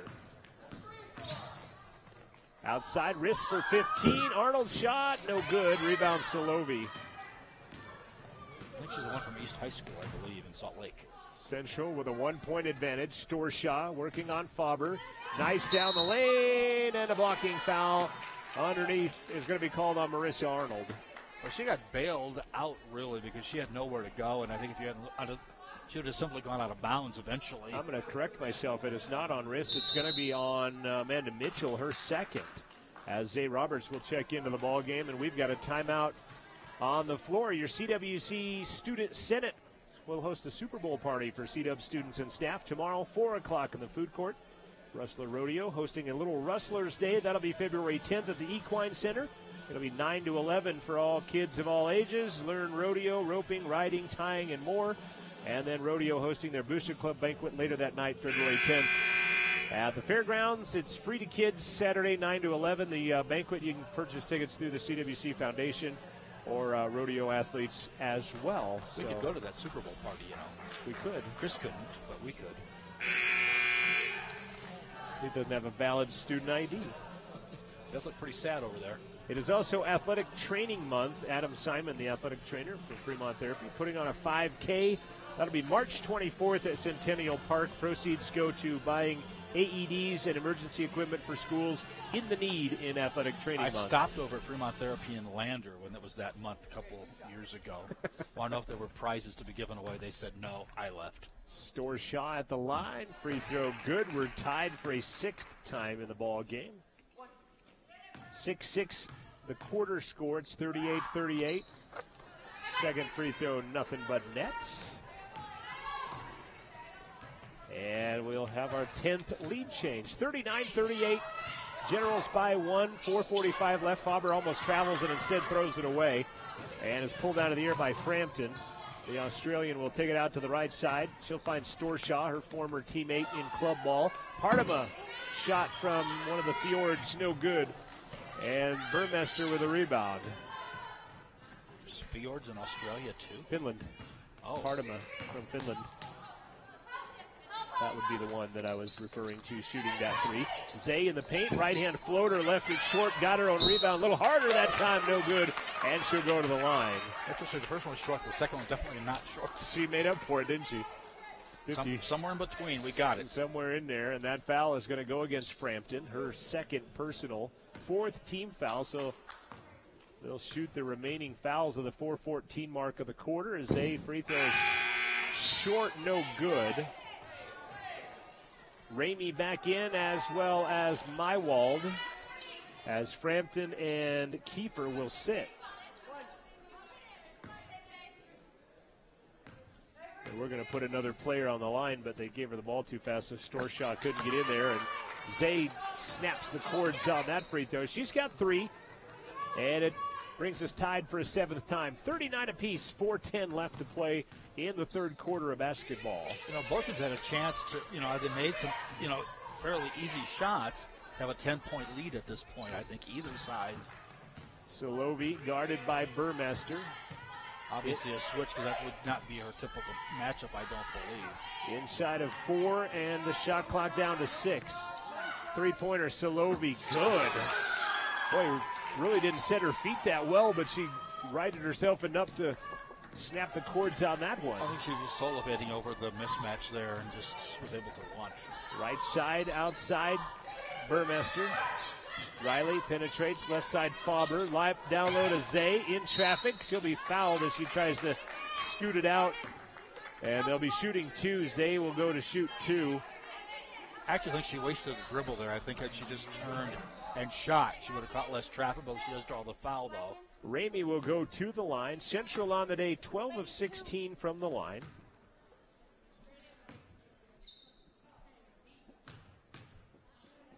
Roberts' free throw is good. Short break for Kiefer as she is right back into the ball game, and she'll come in for Storshaw. Kiefer with 10. Again, their leading scorer, the only one in double digits for the Generals. From Forsyth, Montana, not a big town. Zay gets both to go. She's 3 out of 4 now with 5 points. Cuts the lead to 1. Partema, left side, Ramey. Double pick. Partema gets it up top. She's guarded by Mitchell. Solovi still guarded by Burmester. It's not a mismatch, but it seems odd. She's a guard, and Riley's a player that we like to pretty much keep inside. Driving, dishing, Partema for 3. Good. I will say this lineup for CWC is really a 4-forward lineup. Partema for 3 is good. She's got 5. The lead is 4. Matching their biggest lead of the basketball game. Mitchell takes it up to the top, scoots it into the hands of Faber, into the paint, and a foul from behind on Partema as she has her fist in the middle of the back of Riley Burmester. Number 2 on Partema, and back to the line goes Central. Riley Burmester, 15 points for Riley today. Again, as I mentioned, Riley shooting the most on the team at 109 coming into the weekend. Her best output has been 29 against Colorado Northwestern. In fact, if you remember a couple of weeks ago, she and Carroll had the exact same number of free throw attempts. Free throw good as Olivia Shippen will check in for Marissa Arnold. And back to the line goes Riley Burmester. Second free throw is also good. Central 16 of 20 from the line in the ball game. They are 5 of 6 here in the quarter. Riley boosting her percentage a bit. Solovi, left side to Kiefer. She'll penetrate, steps in with a little Euro step and airballs it, and is rebounded by Burmester. Riley to Faber, battles the dribble off her leg, gathers it back in before there's a violation. Hands it up top to Shippen. Shippen breaks the ankles a little bit. Underneath Burmester, her shot no good. Zay Roberts the rebound, that's no good. Oh, she had that one. It was like a running back getting rid of the defender and then was switching the carry hand. Shedded the other rebounder pretty much on that and couldn't get the shot to drop. Great rebound by Zay, however. Shot at the top, Kiefer for 3, nothing but net. She's got 13. That's a quick release she has. That's kind of what doomed them against Western. The gal from Finland had such a quick and kind of out of sorts looking release that it was really hard to defend. Biggest lead of the game now for Sheridan at 5 as Zay works in down low, throws an elbow, and she'll travel. I thought maybe they'd get her for the offensive foul as she kind of leaned into it, but instead they'll call her for a travel, and that is the 13th turnover on Central. With 90 seconds left in the third, they trail by 5. Made some space herself there. And a timeout called by Ryan Davis. I see Brenna Blazer into the ballgame for the first time here momentarily. By the way, elsewhere in Wyoming basketball today, in Laramie, Fresno State defeated the University of Wyoming 80-62. I think they were up by like 16 at halftime. And just basically rode that lead the rest of the way. Hayden Dalton, the former CWC player, had 20 points and 11 rebounds. And the interesting thing, there's been stories in CNNSI, that website, about him being a dark horse pro prospect, which you would think, he's talented, but you'd think the weight gain to be not being, being pushed to the outskirts of whatever team he might be playing against could be a problem. And, it's weird. You got Josh Allen getting all the praise of the NFL scouts in the draft, and now Hayden Dalton being talked about as a draft pick. it's a far cry from Alex Smith and Andrew Bogut, who both went number 1 for Utah. But when they were in the Mountain West. But yes. it's something to be said for Wyoming to have 2 picks like that. For Alex Smith, all it helped him, it was traded this week. Yeah, so. poor guy. Andrew Bogut's not playing this year, but teams are talking about picking him up for the playoff run. Back to basketball. Cargill with it at the top. Salovi, minute 15 left. Mywald bounces it to Kiefer. Shipping on her defensively. Kiefer runs into Burmester and will get the foul out of Riley. Boy, and Riley just didn't move. I mean, it was kind of hard that she would pick up a foul because not only that, she didn't even have her hands up. Ran right into her and gets the foul, and she'll go to the line. 3 on Burmester. She and Shippen each with 3 fouls apiece as Tarawa will check in after this free throw by Raylan Kiefer, who has 13 points and stays at that level. 8 of 13 from the stripe. Sheridan on the day. They are normally 65% free throw shooters, so shooting a little less than their average even. Coming up, the men's game. Teams tied for second in the Region 9 at 5-2. Big game for these two teams. Sheridan ranks 22nd in the country, by the way. Kiefer gets the second and puts them up by 6 now. See, Gillette's been knocked down a couple of spots. I think down to 9 this week, I believe. After their road loss. Underneath, Zay. Underneath, shot good. Tarawa, the assist. That's a nice job. She leaned one way and kind of passed the other, which opened up a hole to get the ball into Roberts. Zay has 7. Her career high is 12. 48 seconds left. Salovi out to Partima for 3. That one no good. Long rebound run down by Kiefer. And they'll get a fresh 30 and reset.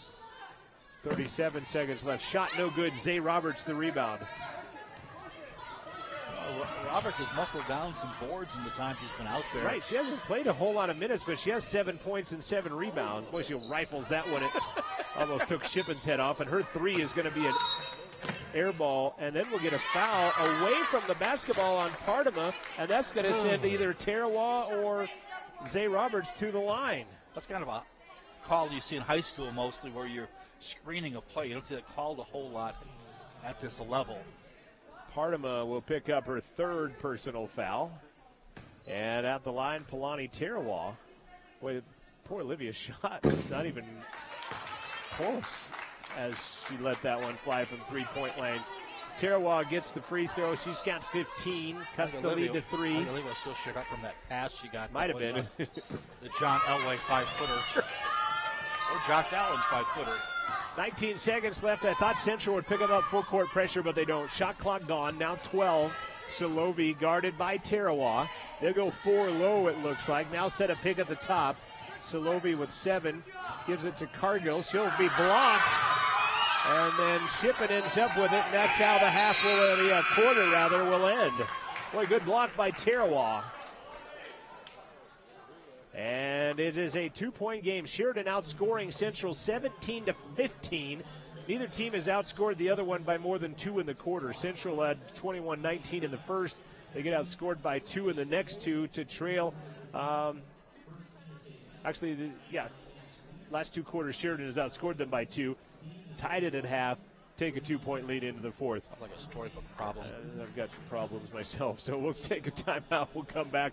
4th quarter on the way. Sheridan 49, Central 47. Sports on Rustler Radio is brought to you in part by Fremont Therapy Group. They've partnered with Lander and CWC to protect the health of student athletes. For the past 20 years, Fremont Therapy Group has been volunteering their time and resources on the sidelines of local high school sports to help keep student athletes safe and healthy. They also teach classes at Lander Valley High School to help students learn more about the field of athletic training. A proud partner of CWC Athletics is Fremont Therapy Group, Riverton, and Lander. More can be found at FremontTherapyGroup.com or on Facebook at Fremont Therapy Group. Your home for Rustler basketball is 88.1 KCWC FM, Riverton. 4th quarter basketball begins. Central has it.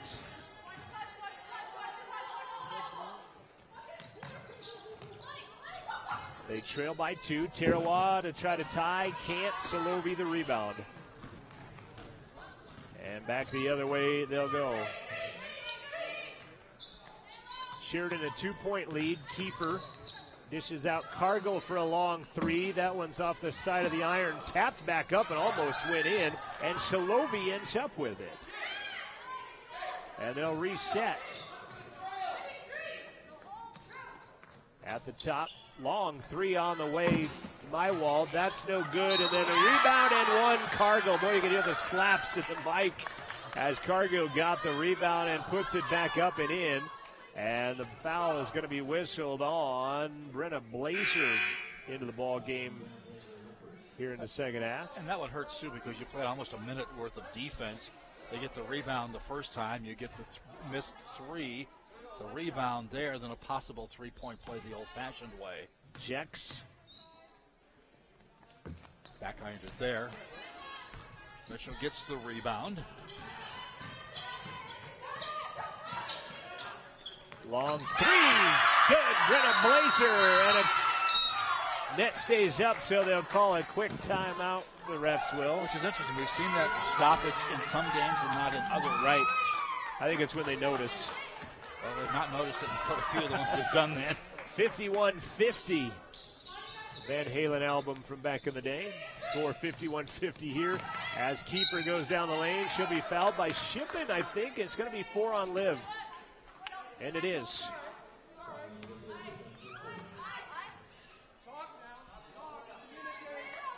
Inbounding Jex. Tarawa on her grill. Jex will bounce it to Cargill. Back to Jex. Puts it on the floor. Tarawa on her face defensively. Interesting playing a little bit with the 4 fouls. Right. The game this close because with pressure at the end of the game, you might need the ball handlers in there. Kiefer, Cargill. Arnold will check in next dead ball. 10 on the shot clock. Kiefer working on Shippen with those 4 fouls. Nice defense there. She might have traveled with it. 3 on the shot clock. Jex for a long 3. Off glass is good. Oh, my goodness. I hate to say that. That's kind of like the harbinger when you're thinking, we're not going to win. Yeah. I don't want to say that's going to happen, but you kind of go, oh, boy. There's a lot of time left, but, yeah, you're right. That is disheartening there. Mitchell hoists a 3. No good. Rebound, Partaba. You know, a shot that probably didn't miss as badly as the one at the other end, in all honesty. And then driving, Jex, no good. Mitchell the rebound. Jex, I think, was expecting some opposition and didn't get it, so kind of fired it up crazy. And the Jex delivery reminded me of the Eastern guards we saw earlier this year that were wreaking havoc on us. Tarawa wants a pick, gets it, steps in for 17. No good, and another rebound by Kiefer. Central trailing by 4 underneath as she gets free as Mywall, the bucket. Now they lead by 6. And the clock could start coming into play here before too long as well. Frampton will check in, as will Burmester next dead ball. Polani in traffic, off glass, missed it. Rebound by Jex. And that's the play you really want is, you know, Polani from about 5 feet away as North End will just throw it away. And that'll be a turnover on Sheridan. Central 0 for 3. Their last 3 trips have been 1 and done. Arnold checks in for Shippen. Burmester checks in for Zay Roberts. Interesting lineup here because you really don't. Well, I guess Blazer is probably going to be your point guard now, but she doesn't really play a lot of time at point. She typically plays the 2. Blazer out Shippen of or Fauber are in there. Riverton, Utah. The Silver Wolf, as they'll throw it away. It's tapped out of bounds. Last touch by Mitchell, who I think she didn't play it thinking it had gone off of a Sheridan player, but they call it off of her, and they'll give it to Sheridan. I think she maybe thought, I can't get the ball back in play and see if I can sell it. Referees not buying. Sheridan basketball, they lead by 6. Matching their largest lead of the ball game. Kiefer flips it out. Pump fake Jex. She'll drive the lane. No good, but she's fouled. And Jex will go back to the line looking to post their biggest lead of the basketball game. And again, doesn't it remind you of the 2 Spanish guards we saw from Eastern Wyoming College? Yeah, the little flip. Burmester with her 4th personal foul now. Free throw good. And the largest lead of the ball game now by either team at 7. 57-50 with 6:47 left to play. They never like the largest lead to be at present if you're the team not with the largest lead. Correct, especially as time winds down in the fourth, as Jex gets both, makes it an 8-point pad. Blazer will bring it across the timeline. Have not seen her Riverton teammate Megan Cranbuell in this ball game as of yet.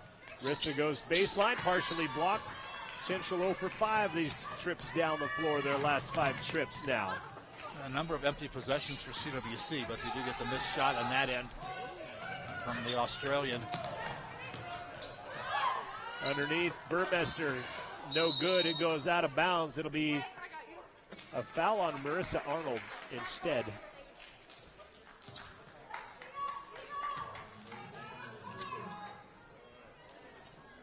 In the bonus of the next personal foul, by the way. Yeah, 4-0 the fouls in this quarter right now. Since Sheridan not been whistled for a foul as of yet in this fourth quarter. And Sheridan threatening a double-digit lead. 58-50, Frampton to Hoyer back in. Back to Frampton for 3. That's no good. Ball goes to the floor, and it is picked up by Storshaw. And there's another 3. That's an air ball. You hear him say let it go, and it will be Central basketball on the team rebound as it goes out of bounds with 5:51 remaining. Not sure they had much choice to let that one go. It just sailed. Down to Burmester. She's going to be fouled and go to the line, and that will try to end the drought. Yeah. They got the Blazer 3, but after that they have not been able to put possessions together. Red has to be careful, too, because she's pretty aggressive offensively, and an offensive foul will count just as much as a defensive foul, and that would be number 5. Riley to the line. Free throw is good. And Braylee Crossman's going to check in for Amanda Mitchell. With 5:40 left, Sheridan by 7. Burmester back at the line. She has 18 points. And improving her free throw shooting numbers as we speak. And then Joel Jinkster on that one as Hoyer gets the rebound. That is crowing her free throw numbers as we speak. Storshaw with it. Gives it back out right side now. Frampton, lob down low. Hoyer spinning, turning, missing, but Frampton the rebound. That's no good, and Tarawa will get the rebound. Another short shot missed by either team. They got the stop they needed. Now need some offensive production. Blazer for 3, misses badly, and it's rebounded though by Crosman. And then taking it, Tarawa, her shot no good, got her own rebound, still no good. One more time, and then is fouled. Boy, Kalani Tarawa, relentless on the boards. Well, helping her rebounding number, not the shooting percentage so much. Thanks to our new media crew at Central Wyoming College. Bailey Watt, Nick Enos, Cheyenne Durant, Thomas Dent. They're kind of doing all 5 of the jobs together with Amanda Nikoloff. And a special thanks to Francis, our PBS engineer, for putting us on the air today. Is nice move by Riley. Puts it off glass and in. She's got 20. Not to be denied, basically, on that play, it appeared. Relentless, I had mentioned. Within 5 with 5 left to play. 4.5, actually, to be exact. Solovi running down the lane. That one's good as she kind of... nice touch from about 8 feet away to come off glass like that. Get the kiss off the glass. Tarawa pump fakes the 3. Drives down the lane. Contact and one. No, she doesn't get it to go. Solovi in disbelief as she turns around will be the one that gets the call. Her second personal foul. And Tarawa back to the line. It's a pretty hearty brace on Solovi's leg there on her knee. Yeah, that left knee. A lot of metal. 16 for Tarawa. Not going to get that one to go. 19 of 25 there at 76%. Still shooting 9 percentage points above their average. And Partima will check into the ball game for Hoyer. Hoyer out of Belt, Montana, where her assistant coach is a Hall of Famer from. Tarawa's second free throw good, much needed. They trail by 6 now. You've been to Belt ever? Through, yes. Wow. My former misses was from Geyser. As part of it, they'll break the press, and she'll lay it in from Geyser, Montana, about 30 miles away. 62-54, back to an 8-point Sheridan lead. Underneath, shot no good, but a nice aggressive move by Burmester will send her back to the free throw line. Aggressive move, too, and also there doesn't take much time off the clock. She gets it in there, goes up, and she is 6 of 8 from the line, as her 75% on the day, which her average is at 69. So even with you jinxing her on the last miss, she's still raising her average. I'm not saying a word this time. Riley, free throw number 1 on the way is good. Mywald will check in for Frampton.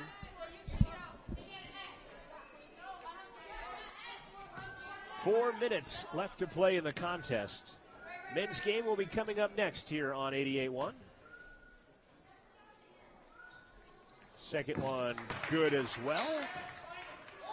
22 for Burmester. Here comes the CWC press. Had it on a moment ago after they gave up a layup on that last one by Partima. This time they'll get back on defense, and Partima will get it out left side to Kiefer. Arnold on her defensively. He's going to run past her with the left side. Partially blocked by Tarawa and taken away by Arnold. Nice job by Polani as they get the defensive stop. Arnold for 17, no good. Tarawa, though, out to one went Blazer short for 3, and she airmails that one. But Arnold seems like she's coming up short, and they're kind of a line drive looking shot tonight. Good rebound by Polani to keep that one alive and give them an extra shot on that end of the floor, and they can't get it done. 6-point game, 2 possessions, 3:20 left to play in the contest. Sheridan out in front, 62-56. Jex, right side Partima with Burmester in her face. Taking it left side, outside Salovi. Boy, every possession being magnified at this point. 5 on the shot clock. Kiefer for a long 3, no good. That was on line. Rebound is going to be pulled out of there by Mywald, and they will do it again. Big offensive rebound by Mywald. And maybe able to chew up a full minute, even if you don't make the basket. Jets. Coach Davis says restart. Imagine doing 4 years at Allen Fieldhouse down there in Kansas like Coach Davis got to as a student assistant. Partima for 3 with 5 on the shot clock. No good, but another offensive rebound. No, Arnold takes it away from her. Glad to let it play through. That would typically been a held ball. Right. Tarawa, shot no good as she forced it early in the shot clock and can't get it to go, and Kiefer the rebound. Now the clock really becoming the factor. Yeah, 2:13 left in the fourth. Still a 2-possession lead for Sheridan. Left side Partima. Baseline, Kiefer, good over the top of Blazer. Kiefer with 16. Kind of an awkward-looking quick release, but it got the job done. 1 point above her average now is Kiefer. Actually, in conference play, she's averaging 17, a little bit more than her average. Crosman runs down the lane. Shot off glass is good. First bucket of the game for Crosman. She's got 3 points. Solovi fouled by Arnold, who gives up the foul instead of the easy 2. And really interesting offense that you would not decide to, destroy 30 seconds. Right. She went early in the clock, and Solovi will go to the line, and we'll get a timeout. Solovi, when we come back, a 66% free throw shooter at the line. Stay with us. More basketball on the way. 1:38 left to play. Sheridan 64, Central 58. We'll be back for the final 98 seconds after this. Okay, we're ready for the big question. Who needs a flu vaccine? There's a lot riding on the answer to this one. I know, me. That's right, you. In fact, almost everyone older than 6 months should get a flu vaccine. Every year, influenza leads to hospitalization, even death in some people. So protect yourself with a vaccine and help keep your family and friends healthy. It's up to you to fight the flu. A reminder from the Wyoming Department of Health. Do you have any idea what happens to you in a crash? Even when you're driving as low as 30 miles per hour, as the car decelerates, you leave your seat and smash into the windshield. Shockwaves ripple through the brain, instantly damaging cells. Your body is like a pinball bouncing off the dash, roof, and seats. Then your body slams into belted occupants, severely injuring them too. The result could be severe brain or spinal injuries or death. Why would you ever get into a car without putting on a seatbelt? This is Cody Beers with YDOT. Belt up or suffer the pain. 1:38 left to play, regulation time, 64-58. Sheridan the lead. Solovi out the line to try to add to that, and does.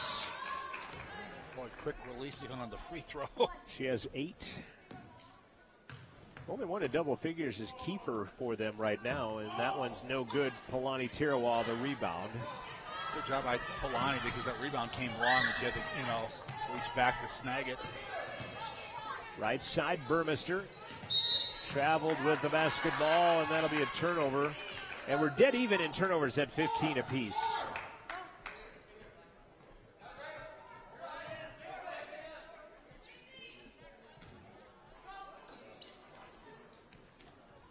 Long pass up ahead, Kiefer with Blazer on her, and Blazer's going to foul her, and she goes hard into the padding, and she'll go to the line as Blazer got her money's worth out of that one, her second, and Kiefer to the line. Raylan Kiefer with 16. Sorry, Joel. If nothing else, the foul came early on the clock. Kiefer 1 for 2 from the free throw line today. Hits the first of that offering. Put some arch on the ball, doesn't she?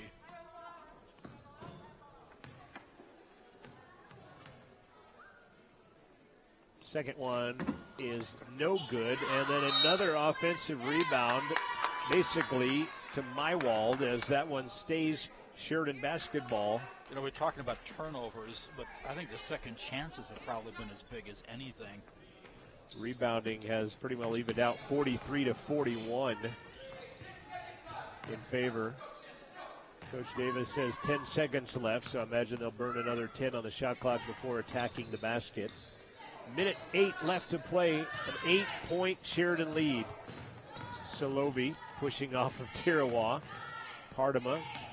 Solovi, baseline, lost the handle on it. Throws it off of Burmester with 5 seconds left. Sheridan keeping possession.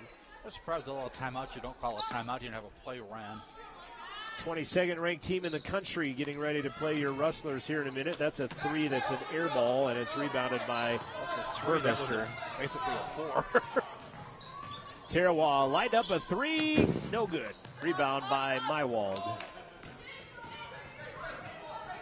Good look by Tirawa. She just couldn't get it to drop, and we're inside of 40 seconds now. CWC, I think, is pretty much conceded, not committing the foul here with 30 seconds to go. Kiefer just dribbling it out at the top. Blazer on her defensively. Boy, Brenna came in and tried to give the foul there, it looked like. Hit that 3 and then didn't get close on the next 2 as Pardema runs down the lane. No good, but Mywald, another big offensive rebound. See, Arnold blocked that from the back, was not facing the player, but blocked it with kind of in a block-out status, blocked the shot. Possession arrow favors Sheridan. Shot clock gone with 14 seconds left to play. Sheridan going to go and advance their record to 4 and 4. Turnover. Tirawa going the distance. And Coach Davis was saying no foul, and I think they thought he said foul, so they did. And the foul is going to go on Mywald. Kind of frustrating for CWC this week. A couple of losses in the 10-point range.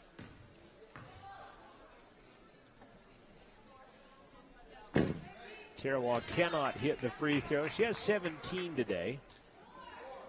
Burmester leading the way with 22 points.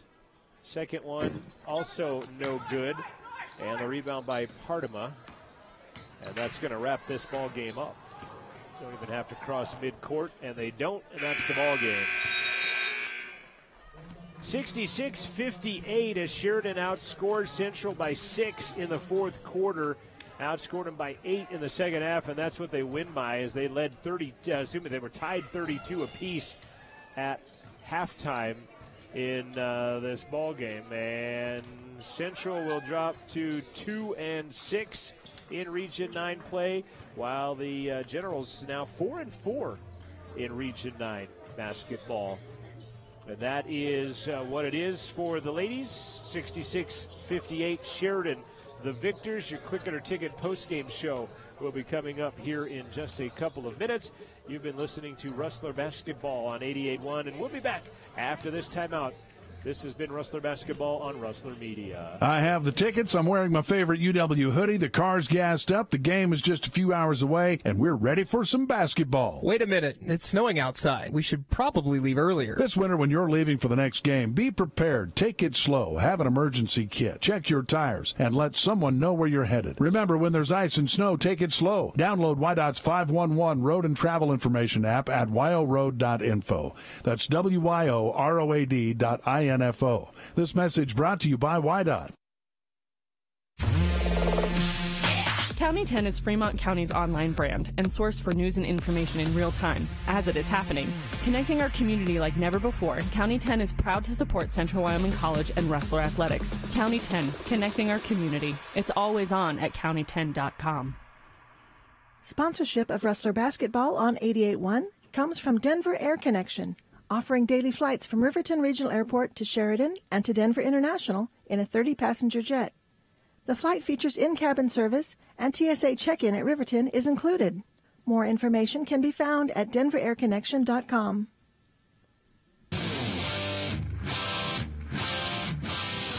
It's time for the Click It or Ticket postgame show, brought to you by WYDOT, reminding you to buckle your seatbelt. Every ride, every time. Please buckle up. Click It or Ticket postgame show on 88.1. The final score once again here today, it was Sheridan defeating Central 66-58. Central led by 2 at the end of one, 21-19, and we're tied up at the intermission at 32 apiece. Sheridan outscores Central 17-15 in the third, outscores them 17-11 in the fourth, and the Generals win it again. They are now 11-13 overall. They are 4-4 in Region 9. Central dropping to 8-16 overall, 2-6 in Region 9 play. Taking a look at final scoring numbers in this ball game. Yeah, something that jumps out at me looking at their final scoring numbers for Sheridan. They only have one player averaging double figures, and they only had one player hit double figures today, and doing it pretty close to average is the same player. So. Yeah. Raylyn Kiefer with 17 to lead the way for her team. Central led by Riley Burmester. She had 22 points, going 8 of 10 from the free throw line today. She had 11 in each half to be consistent. Palani Tarawa, 17 points, 11 rebounds for the double-double. She was 8 of 12 from the charity stripe. Zay Roberts, 7 points, 7 rebounds. Marissa Arnold, 6 points, 8 rebounds. 3 points for Brenna Blazer and 3 points for Braylee Crosman. Those were the only scorers in the books for the Rustlers today. You know, the Blazer three-pointer was big when it happened, but they gained no momentum from it, right. Which is too bad. The 2 subsequent ones not helping that out after the fact either. Sheridan with 16 turnovers, Central with 15. Sheridan led by Raylyn Kiefer, 17 points and 7 rebounds for Kiefer, and she missed quite a bit of the first half, actually, after she got a little bit of foul trouble, but nothing major there as nobody fouled out of this ball game. Jex and Storshaw 9 apiece, Salobi with 8, 5 for Hoyer, 4 for Mywald, and 2 for Frampton. Partima had 7, Cargill had 5, and rebounds dead even, 44 apiece in this ball game. Central 22 of 30 from the free throw line, Sheridan 13 of 21. Game early saw 10 lead changes and 7 ties as Sheridan wins at 66-58. Shooting-wise, the Rustlers would shoot 34%, only 15% from three-point land, though 2 of 13. Sheridan goes 37% for the game. 9 of 29 from three-point land, 31%. That is interesting. We talked about the Blazer 3 a moment ago. That was half of their threes then. That's crazy. Yeah, just 2. The one early on by Palani Tarawa was the other three-pointer in the ball game. But Sheridan wins it by a final count of 66-58. We'll take a short break on our Click It or Ticket post-game show. We'll come back and we will name our Gatorade player of the game. Coach Ken Schwartz and a player will join us at halftime of the men's game. So that will be coming up here in just a quick moment. Stay with us. Your Click It or Ticket postgame show continues in just a moment. This is Rustler Basketball on Rustler Radio. What's it like to kill someone? Emptiness. Painful. It doesn't seem real. There was no intent. It was never supposed to happen. You don't go out to kill someone. I keep seeing her head coming through the windshield. I'm so very sorry. There's nothing I can do to make it better. Please, don't drink and drive.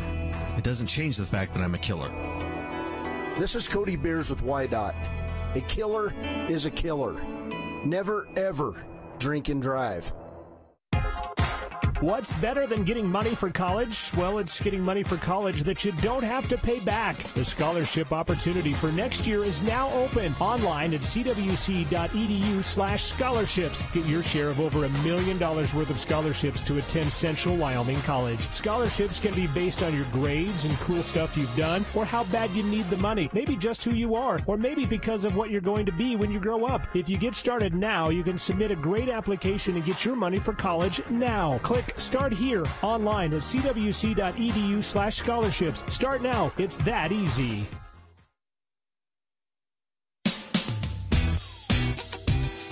You're in the middle of the Click It or Ticket postgame show. Click It or Ticket postgame show goes in favor of the Sheridan Lady Generals as they are victorious today, 66-58. And we choose our Gatorade player of the game, and a couple of recipients, of course, very worthy of it today. Palani Tarawa, 17 points, 11 rebounds. It's hard to beat a double-double. 22 points out of the consistency of Riley Burmester. But today we'll go with the 7 and 7, and the minutes that she played to get those 7 and 7, we'll go with Zay Roberts today, our Gatorade player of the game. Added some toughness inside when she was out there, too. And one play in particular I think we're both talking about. Zay, out of West Valley City, Utah. She is our Gatorade player of the game. We are about 18 minutes away from the start of our second game of the day. CWC men taking on the 22nd ranked team in the country. The Sheridan Generals will be playing here against Central next. Lots of room for you here at the Rustler Gym here over the next 16, 17 minutes to get yourself here as the Rustlers and the Generals tied for second in Region 9 basketball. They will play here in just a few minutes. This has been your Click It or Ticket postgame show. Stay with us. Your Governor's Council for Impaired Driving pregame show will continue after this break. We'll do your Wrestler Report. We'll talk with the head coach, Jack Nelson, and we'll give you starting lineups and tip this one off. This is Rustler Basketball on 88.1. Final score once again for the ladies. Sheridan victorious 66-58. Men's basketball next here on Rustler Media. Coverage of CWC Sports on Rustler Media is brought to you in part by the Third Base Sports Bar, offering the NFL Sunday Ticket, college football, UFC fights, and more sports on 6 different TVs. There is also foosball and darts, along with appetizers and your favorite beverage. Your last stop before home, the Third Base Sports Bar on North Federal in Riverton. Enough is enough. Do the right thing. Buckle up and save a life. When you gamble with safety, you bet your life. Enough is enough. If you drink, don't drive. Pedestrians don't come with airbags. Put away your cell phone. Just drive. Enough is enough.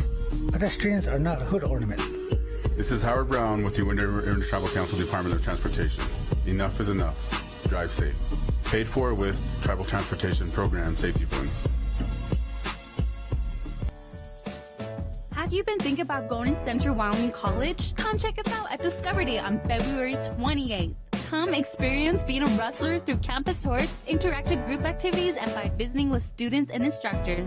You'll get a free lunch, and we'll be giving away scholarships, housing packages, and other prizes. Families are welcome too. During our parent session, we'll discuss every topic that Rustler parents should know and answer any questions you may have.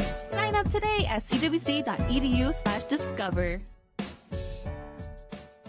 I have the tickets. I'm wearing my favorite UW hoodie. The car's gassed up. The game is just a few hours away, and we're ready for some basketball. Wait a minute. It's snowing outside. We should probably leave earlier. This winter, when you're leaving for the next game, be prepared. Take it slow. Have an emergency kit. Check your tires, and let someone know where you're headed. Remember, when there's ice and snow, take it slow. Download YDOT's 511 Road and Travel Information app at wyoroad.info. That's wyoroad.info. This message brought to you by YDOT. Are you a new CWC student with nothing to do? Well, come check out the information fair at Rustlers Central, Tuesday, February 6th at 3 to 5 p.m. Come look at all of the clubs and maybe consider joining one. All clubs will be doing a carnival theme for all children. So bring your kids and enjoy the fun. Tuesday, February 6th, 3 to 5 p.m. at Rustlers Central. This is your Rustler Report as part of our pregame show brought to you by the Governor's Council on Impaired Driving. They remind you that buzzed driving is drunk driving. We're getting ready for basketball with Sheridan in Region 9 play coming up shortly. Rustler Volleyball gearing up for their spring season. First-year head coach Darshea Gallard looks at the spring schedule for her team. We're going to go to Sheridan State University, up to Black Hills, and up to School of Mines, South Dakota. Yeah, so we're really excited to play some D2 universities and just check out what our level is and where we need to get to. You've been kind of practicing, I guess they've been running through the weights and stuff like that, and you've also been having some court time as well with them? Yeah, we actually started spring season yesterday. Before that, we've just been lifting individuals, and yeah, we're hitting the ground running, pool, lifting, working out, volleyball, everything. She also has her team for 2018 already in place. There's a couple of new players already on campus enrolled at Central. They're also going through the spring drills with the team. Central Rodeo is back and gearing up for their spring that begins in March. Head coach Drew Schrock has had the team practicing all winter. Here we practice year-round, and I sell that when I recruit the kids, and I want those kind around that want to practice year-round. A lot of times we'll send our older horses home, and then they'll bring colts back, and we'll practice on them. I feel like if they can teach them young horses where they need to be, and it just hones in their skills for their when they're riding their better horses. The coach outlines the standings as they head into the spring. I think the women's team is sitting third right now, and the men's team's like fifth. Taylor Davidson's leading the steer wrestling. Josie Vogel's right up there in the goat tying. So I think Timber Taylor's leading the goat tying. Brady Thurston's a threat in about everything. So, yeah, Danny Huxtable, I think he's third in the dogging right now. So there's a lot of potential, and there's a good chance a lot of them kids will make it, and the team can make it, and they're practicing great right now. They're having a fun time in there and getting a lot done too. Cross country and golf have signed kids, and we'll look at those sports in the next edition of the Rustler Report coming your way on Wednesday. See more on the website rustlerathletics.com. Also catch the Rustler Minute every day throughout the week on 88.1 FM. Stay with us as the pregame show rolls on. A visit with the coach is next on the Governor's Council for Impaired Driving pregame show. Sponsorship of Rustler Basketball on 88.1 comes from Denver Air Connection, offering daily flights from Riverton Regional Airport to Sheridan and to Denver International in a 30-passenger jet. The flight features in-cabin service, and TSA check-in at Riverton is included. More information can be found at denverairconnection.com. Media coverage of Rustler Athletics is sponsored in part by Wyoming Wireless, providing smartphones, mobile devices, and wireless service. They are a Verizon authorized retailer. Product brands include Apple, Motorola, Samsung, and more, with 18 locations across Wyoming, including 2 in Riverton, one on Main Street in downtown, and the other on North Federal Boulevard. They also have locations in Lander and Thermopolis and online at wyowireless.com. Rustler Athletics is supported by Bach Monument, applying a relentless passion for excellence to honor special people in special ways. Bach Monument, part of the Wyoming community since 1875 on West Main in Riverton, and online at bachmonument.com. Proud to support Rustler Sports on 88.1.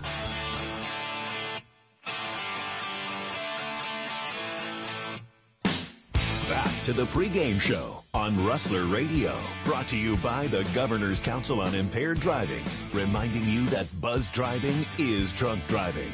Back with our head coach, Jack Nelson of the CWC men's team, and I guess if we drift back to Wednesday, deja vu all over again from a year ago, it sounded like. Yeah, it was a very similar game as to last year, you know, back and forth, many lead changes, many ties, and then eerily similar at the end, I guess, in the sense that we were losing with just a handful of seconds left, and to take it even further, we ended up with the ball out underneath out of bounds in front of our bench, which was the exact same thing as last year, and then luckily for us, we end up making a shot with just a few seconds left to take the lead for the final time. So I'm good with that kind of deja vu. You know, it's stressful, but I guess it's better than the alternative. And more importantly, put you in a tie for second with this team you're taking on this afternoon. So that had to have been a big point for you to mention to the guys. Yeah, you know, I mean, there's still the entire second half of sub-region play to go, and you know, tied for second. Our position at this point doesn't necessarily matter, but it's human nature to look at the magnitude of it. But I don't want to make it seem like, oh, it's a must-win or anything like that. For us, it's an opportunity to see where we're at. I mean, Sheridan got after us the first time, and then the standings do increase that opportunity as well. Obviously, we're tied with them. You know, if we can manage to win, then we'll be in second by ourselves. And if Gillette somehow dropped one, we could potentially be in a tie for first. If we lose, then we fall back into that jumbled mess of 3 lost teams, and I have no idea how many there are, to be honest. I think there's 3 or 4 of them, which then gets scary, because then when you do look ahead and you see your seating position, I mean, you could go from potentially being second to potentially being 6th. So that's just how this region is, though. I mean, it's always competitive, it's always back and forth, and there's very few just easy games. So today is a big opportunity, and we'll go out and put our best foot forward. With that said, what happened at Sheridan last time? It seemed like, I guess, deja vu all over again with you get down big, you battle back, and it ended up being double digits, I think, in that realm. But what happened up there, and what are the keys to the game to rectify that today? Well, I mean, to put it bluntly, they smacked us in the mouth to start the game. I mean, we started down 18-1, and pretty much played them even the rest of the game. But that's a really big deficit to overcome. And I mean, we made a run here or there, and just rewatching the film yesterday, we cut it to 12 and had a chance to maybe cut it to less than 10. And it seemed like every time we made that run, they answered back with a big shot. And instead of being down 10 or 12, now we're down 15 or 16. And so every time we inched closer, they answered. And but like I said, watching the game yesterday, with 6 minutes left, it was still a 18, 19, 20-point game, which was the same thing it was. So I mean, really, it was that first 5 minutes. Had we found a way to score some baskets and play a little better defense, if we're being honest with ourselves, then I think it would have been a completely different ball game. So that's kind of been an Achilles heel of ours all year. We've started slow. We've made some adjustments to how we warm up and what we do pregame, and knock on wood, hopefully it remains. But the last few games we've been better with that, and so hopefully that remains the case today. This is always a dangerous question when I ask you, because I don't know what answer I'm going to get. But we all healthy? Everybody out of the doghouse discipline-wise? Are we looking at anybody not suiting up to play today? No, everybody's good to go, and all my guys have been choir boys. And deep down, we've got great kids. They are college kids. They make simple mistakes here or there. But as far as I know, everybody's healthy and everybody's good to go today. All right. Anything else you want to throw out there? Nope. All right, sounds good. Center head coach Jack Nelson, his team taking on Sheridan in Region 9 play, the first game of the second time around through the conference. That's next here on 88.1. This has been the Rustler pregame show, brought to you by the Governor's Council on Impaired Driving, reminding you that buzz driving is drunk driving. Coming up, it's game time, right after this. The name you've trusted for years in Fremont County for flooring and window coverings is now your home for Beauty Rest. Gales Carpet One Riverton now features the Sleep Boutique. Gales features the Beautiful Guarantee on Beauty Rest mattresses and on flooring. If you don't like it, they'll replace it. Downtown Riverton or on Facebook or GalesCarpet1Riverton.com. A proud supporter of student radio at Central Wyoming College, Gales Carpet One. Sports on Rustler Media is brought to you in part by Edward Jones financial advisor Mick Pryor. Make sense of investing with Edward Jones and Mick Pryor, located 1 block east of the Riverton Post Office, providing retirement and investing advice including stocks, bonds, mutual funds, and CDs. It's never too early or too late to start planning for financial future. Appointments are available at 856-6116. Edward Jones financial advisor Mick Pryor, 856-6116. Sports on Rustler Radio is brought to you in part by Fremont Therapy Group. They've partnered with Lander and CWC to protect the health of student athletes. For the past 20 years, Fremont Therapy Group has been volunteering their time and resources on the sidelines of local high school sports to help keep student athletes safe and healthy. They also teach classes at Lander Valley High School to help students learn more about the field of athletic training. A proud partner of CWC Athletics is Fremont Therapy Group, Riverton, and Lander. More can be found at FremontTherapyGroup.com or on Facebook at Fremont Therapy Group. Your home for Rustler basketball is 88.1 KCWC FM, Riverton. Welcome you back to the pregame show brought to you by the Governor's Council for Impaired Driving. It is reminding you that buzz driving is drunk driving.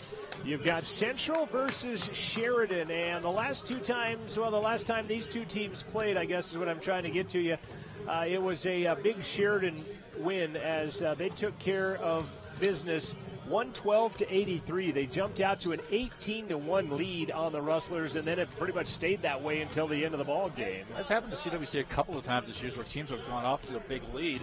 In fact, even in the win against Western, they were trailing 15-5 right off the bat.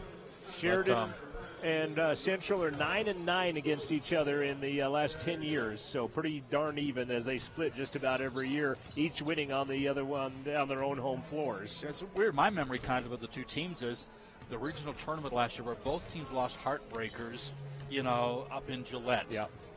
Gillette ranks 9th in the country. Sheridan ranks number 22 in the country right now.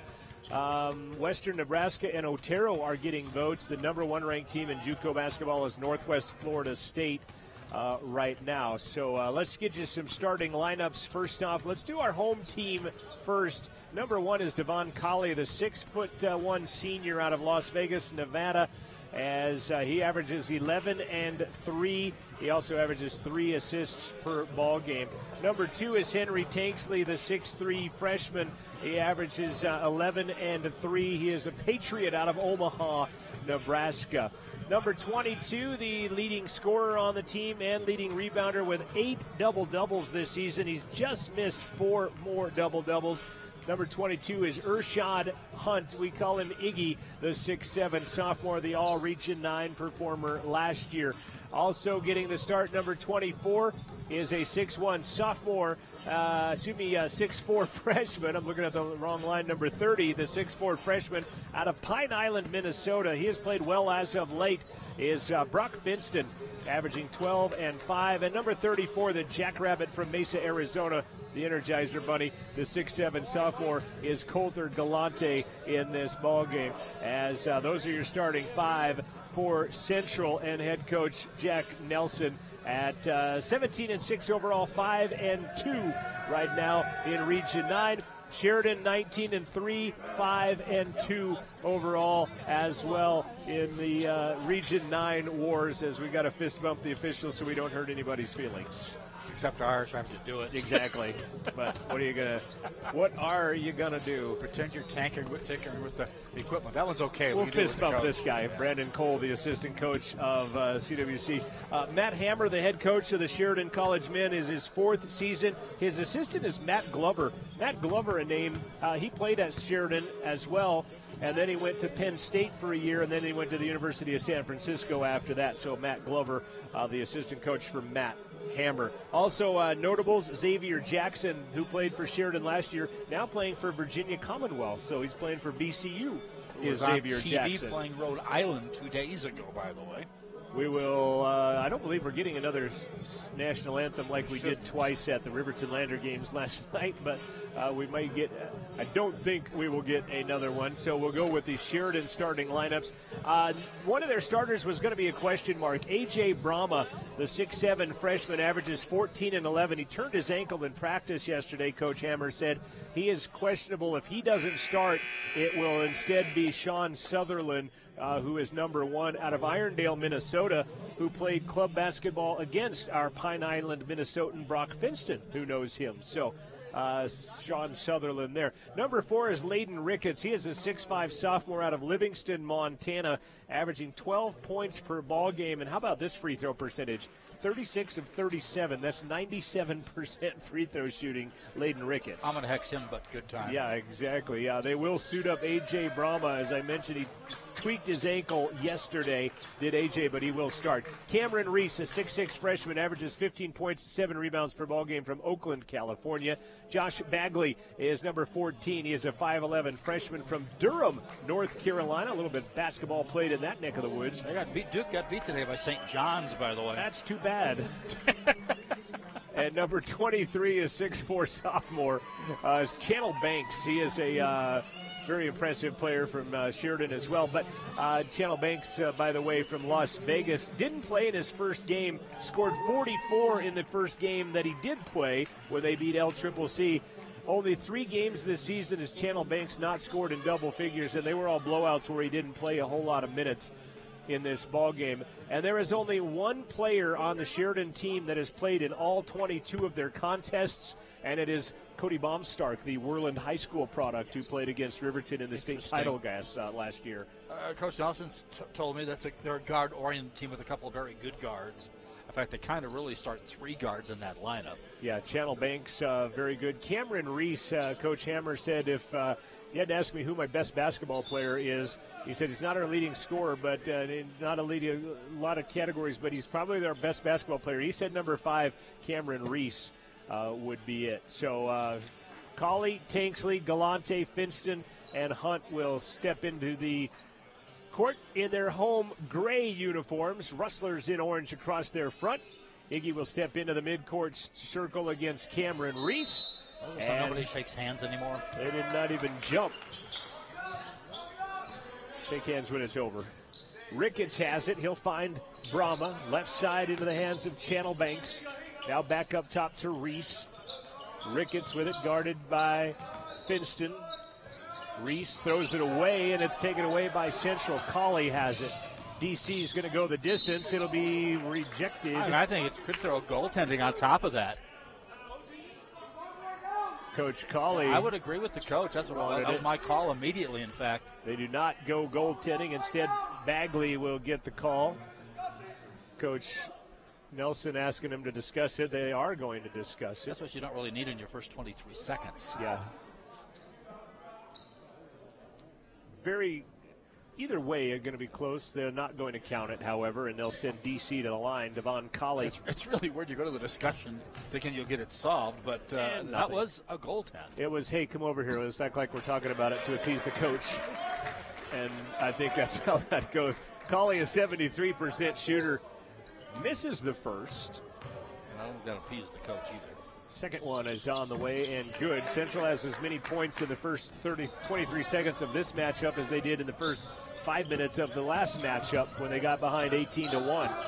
Banks with it. Again, he scored 44 in a game, and he'll rifle it through the hands of Brahma on the baseline, and that'll be the second turnover by the Sheridan Generals. Just underway here. Central taking on the 22nd ranked team in the country, the Sheridan Generals. Tanksley to Galante on the baseline. Coulter leans in with a right hand and got it to go. Coulter, Galante over the top. 3-0 Central. I think he starts to launch before he actually sees the basket. Bagley hands it off to Banks. Brahma goes to the floor. He'll get back up. We've played a minute. Banks with it. DC on him. They're going to get a pick both directions. They'll get a switch. Iggy's got to get back down and play defense. He will. Floater no good, and Hunt the rebound. A good stand-up defense by Galante there without extending his hands. Hands it out to DC. Iggy late to the parade. I'm not sure if he fell down in the backcourt or not, but nice move by DC. He'll lob it into the corner. Finston for a long 3 is no good, and the rebound is taken down by Brahma. Central 0 for 1 from three-point land. Banks with it. He'll penetrate. Moves on Tanksley for 17. Channel Banks no good. Rebound Reese. That's no good. Finally, actually, it's Brahma who had that rebound. That's no good, and the rebound taken away by Finston. Back the other way, Central. Iggy Out to Tanksley. Henry for three. He's had to gather that weirdly, and he airbailed. Yeah, that's what I was thinking, too. You want to get the ball where you can shoot from. Instead, he had to reach down like a shortstop. Marquise White will check in next dead ball. Ricketts for three is good. They shot the ball. I think they had 13 threes last time they played, as they shot the three very well against Central the first matchup. Central didn't shoot it well at all. Boris Ulker will check in. They call him Bear. He'll check in also with Marquise White next dead ball. Colley with it. 2.5 minutes into the ball game. Iggy for 16 on the right side. Bury it. Iggy Hunt, a little more out of his office than normal seeing him, but he'll pull the trigger on the 15-footer and drain it. Reese bodying in on Iggy, flips it back out. Brahma goes the lane. It'll be up and over the top of Galante, who slapped the backboard. And we are tied for a second time in the contest at 5 apiece. Have to apologize to Bear, first of all, make sure we know he's from Turkey. And there's a foul by Channel Banks. I had him last week, I said from Serbia, and I think you caught me on it, and then they listened to the broadcast after and caught me on it as well. So yeah, Serbians and the Turks don't always get along. Boris Ulker from Turkey out there. Interesting we mentioned Cyril Stauffenberg in the first game, and I see he is here for this game. And he is not from Serbia or Turkey. Nope, so he gets along with both of them.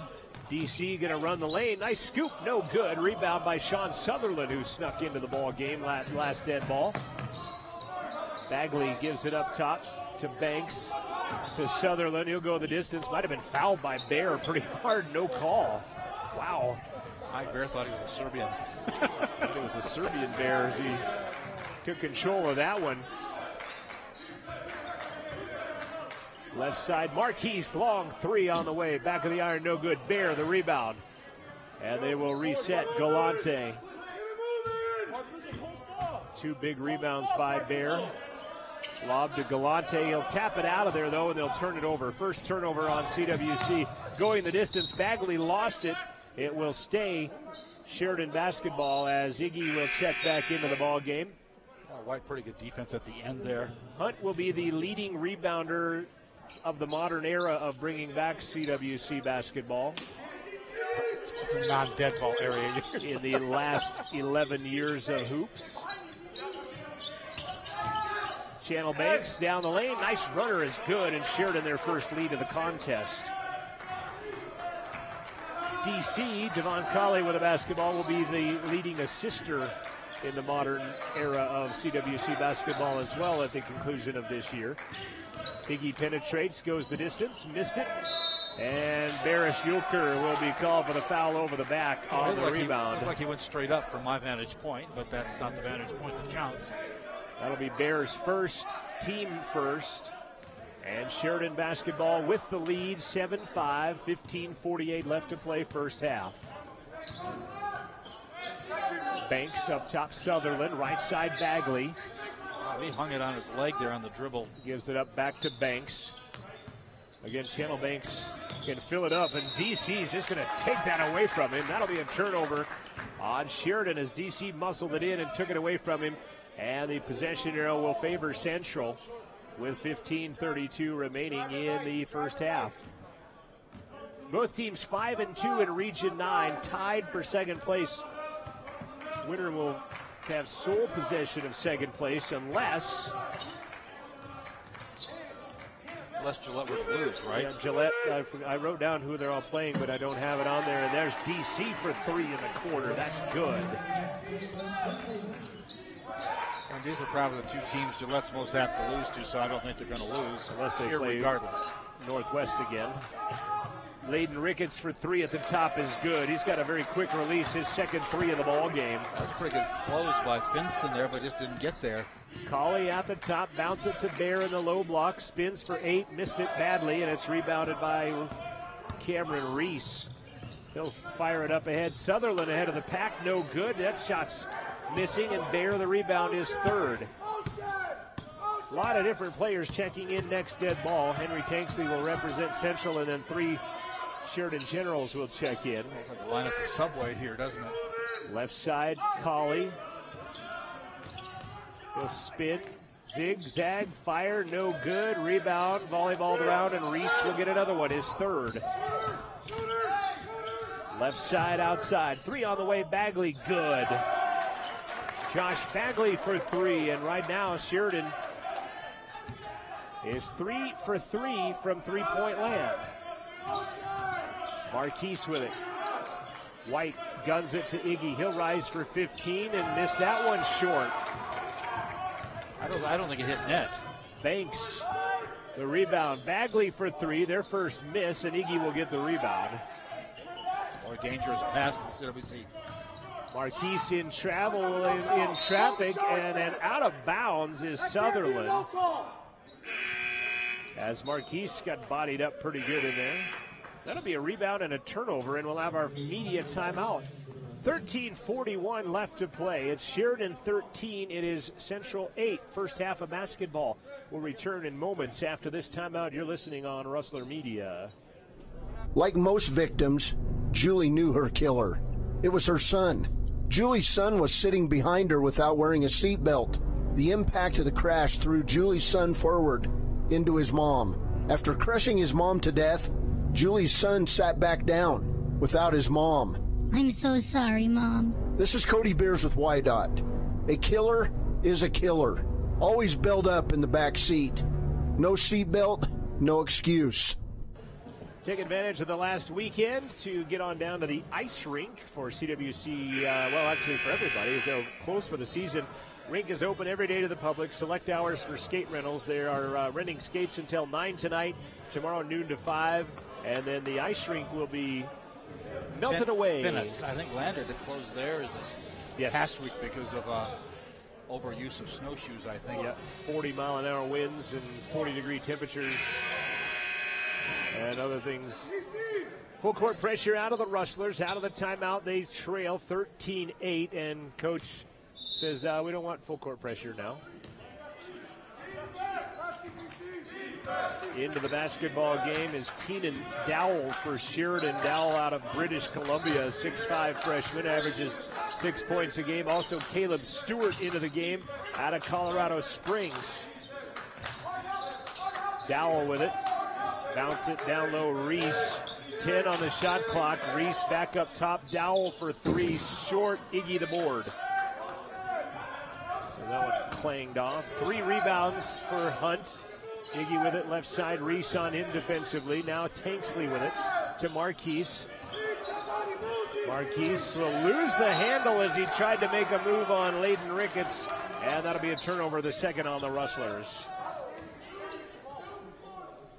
13 minutes left to play in the first half. 13-8, Sheridan out by 5 right now. Stewart to Brahma, now Ricketts. Back to Stewart. Brahma with it, Marquise on him defensively.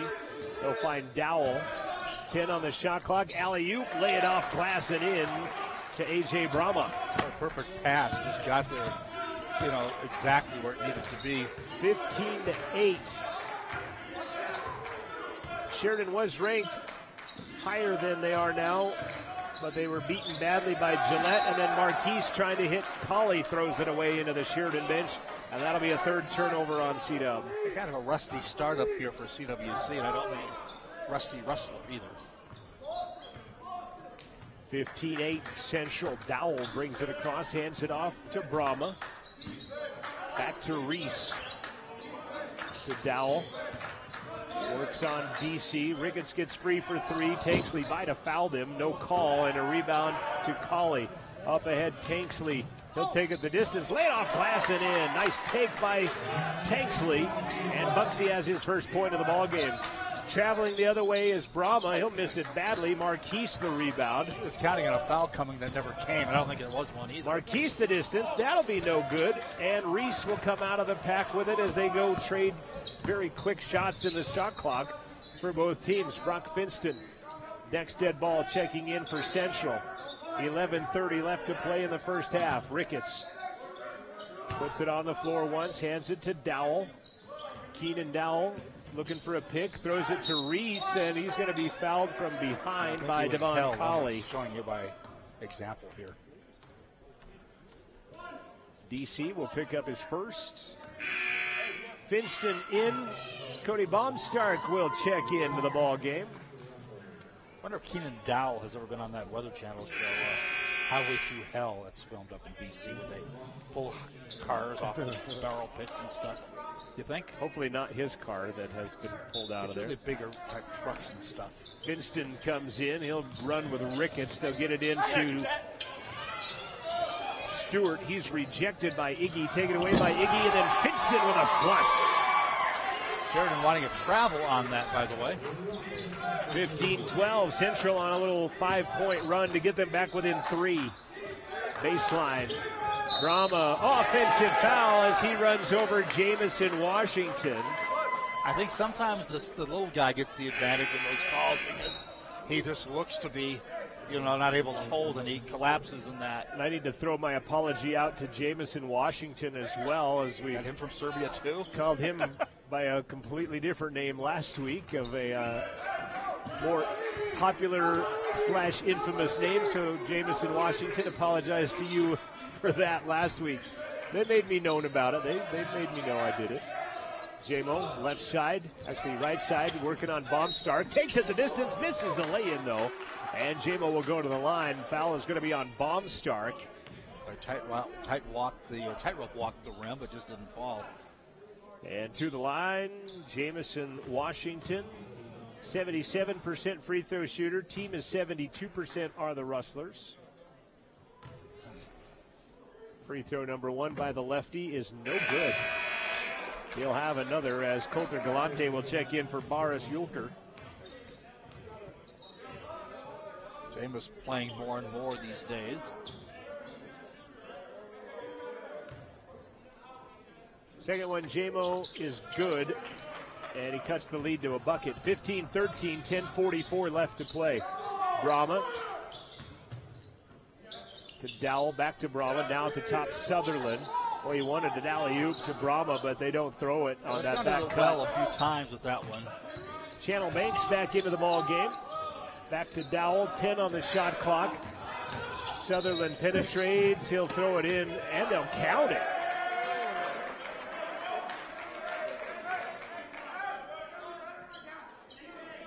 They count the bucket. That's what Coach is now saying. He's gone for 0 for 3 on calls he's not been happy about. Well, welcome to the continuation NBA. I think he needs to throw out the red flag about now. Yeah, I challenge that. Galante, the foul. The bucket by Sutherland and 1 is good. That would go along with the coach on 2 of the 3. Cameron Reese comes in for Cody Baumstark. Back to a 5-point Sheridan lead.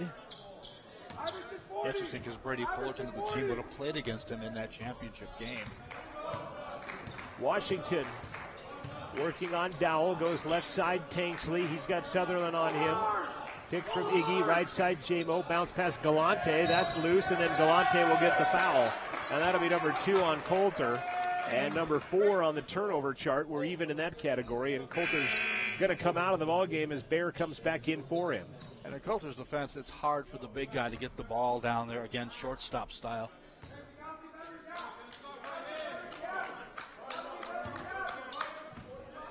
Ten minutes left to play first half. 18-13 Sheridan.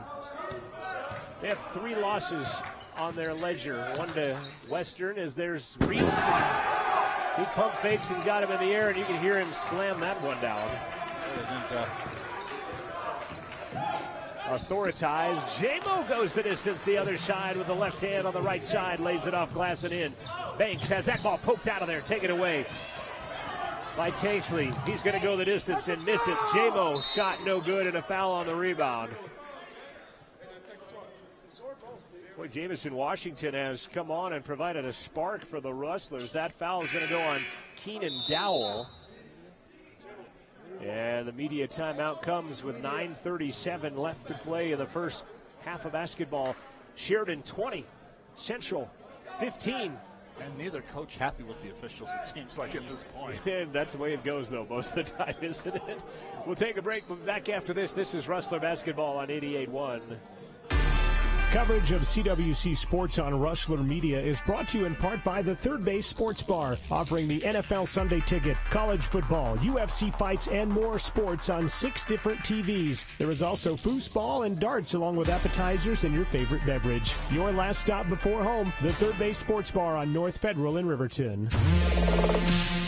County 10 is Fremont County's online brand and source for news and information in real time, as it is happening.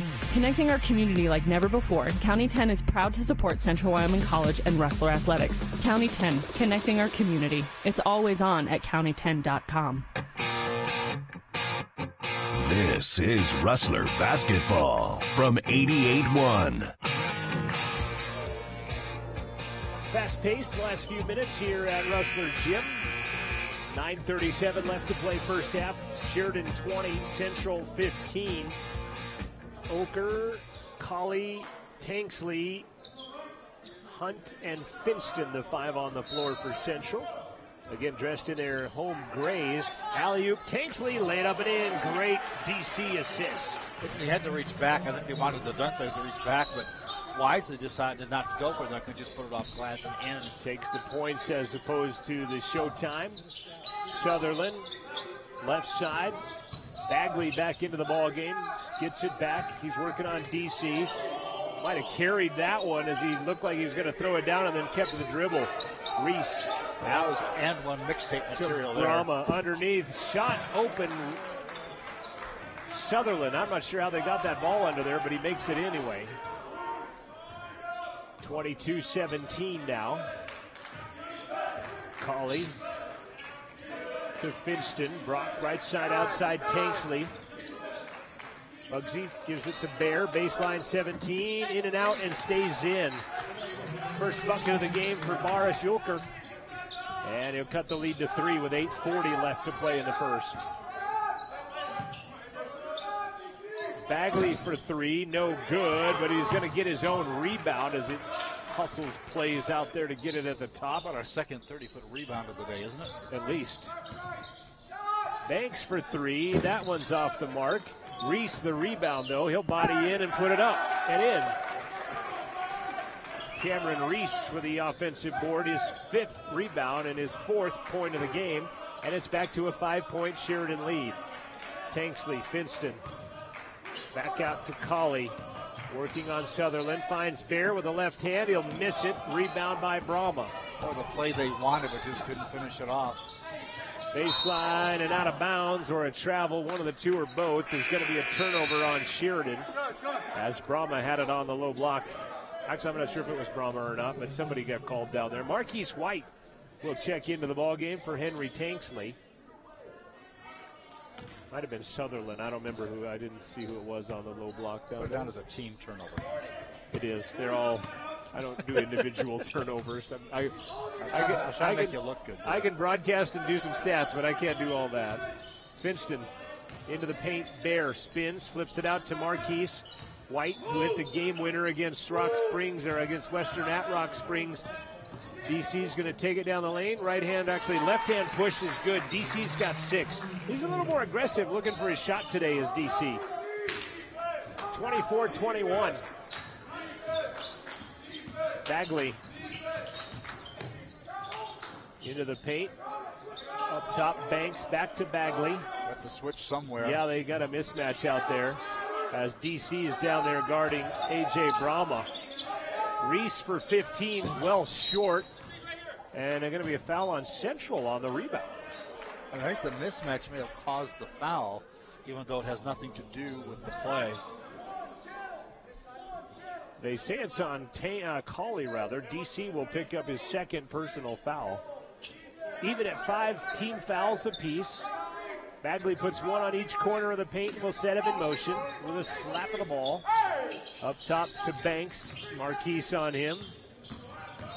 Down the lane, Bagley fires it up, no good, and Iggy's going to get the foul. Well, they keep churning toward that basket, don't they, in their offense? I think the players are just confused about what's going to and not what's going to be called on both ends of the floor right now as Iggy misses. Iggy gets the first, and out the line, Bagley. Coach Nelson's a bit confused as well. Bagley free throw is good. He's a 72% free throw shooter. As a team, Sheridan only shoots 63%. John Villanueva will check into the ball game for Central. Big John out of Hillcrest City, Hillcrest, Utah, as well as New York City, the 6'6 freshman. We got dual citizenship on a bunch of our players. Second one by Bagley is good. I know Tanksley has moved from Lincoln to Omaha since the season began. Utah and New York are the same citizenship, though. They throw that one away.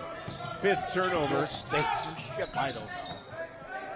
Layden Ricketts will get a three hoisted and miss it, and Bear will get the rebound.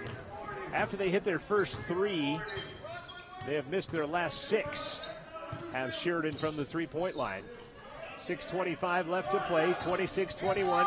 Marquise leaning in, got it to go, and might have been and one on the defense by Banks, but of course there might have been a foul on the floor before it ever got to that point. Keese gets the bucket, he's got 2 points, cuts the lead to 3.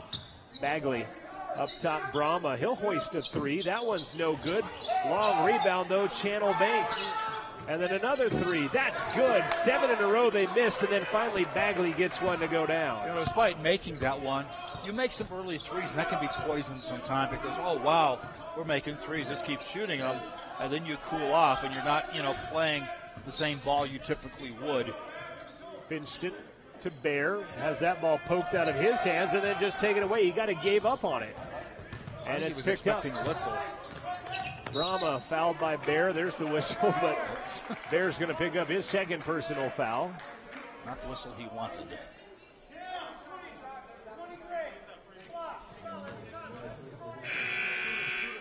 Tanksley will check into the ball game for Brock Finston. We've got a sub coming in for the shooter, but first A.J. Brahma will go to the line. Again, he tweaked his ankle in practice yesterday. It was a question mark to start. He did start today, though. Free throw is no good. There with a box out clear on the other side. Yeah, the flip the sides to do the box, that was interesting. Central down by 6, 5:28 left. By the way, a pretty good crowd has shown up for this game eventually. Late arrivers, but there is a pretty good crowd on hand at Rustler Gym. Right side Marquise, 10 on the shot clock. Long three, looks good, no good, but Banks will get the foul, and to the line will go Marquise White.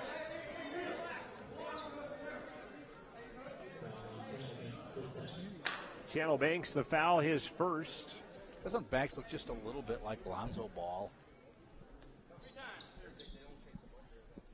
I'm not sure how to answer that. I'm going to say a little bit. Like. Yeah, I'll say a little bit, yeah. Chris agreed with me more. I'm with Chris. Chris's mic is off, though. Not for a moment. Marquise, the free throw is good. Second one on the way, not good as it rims out.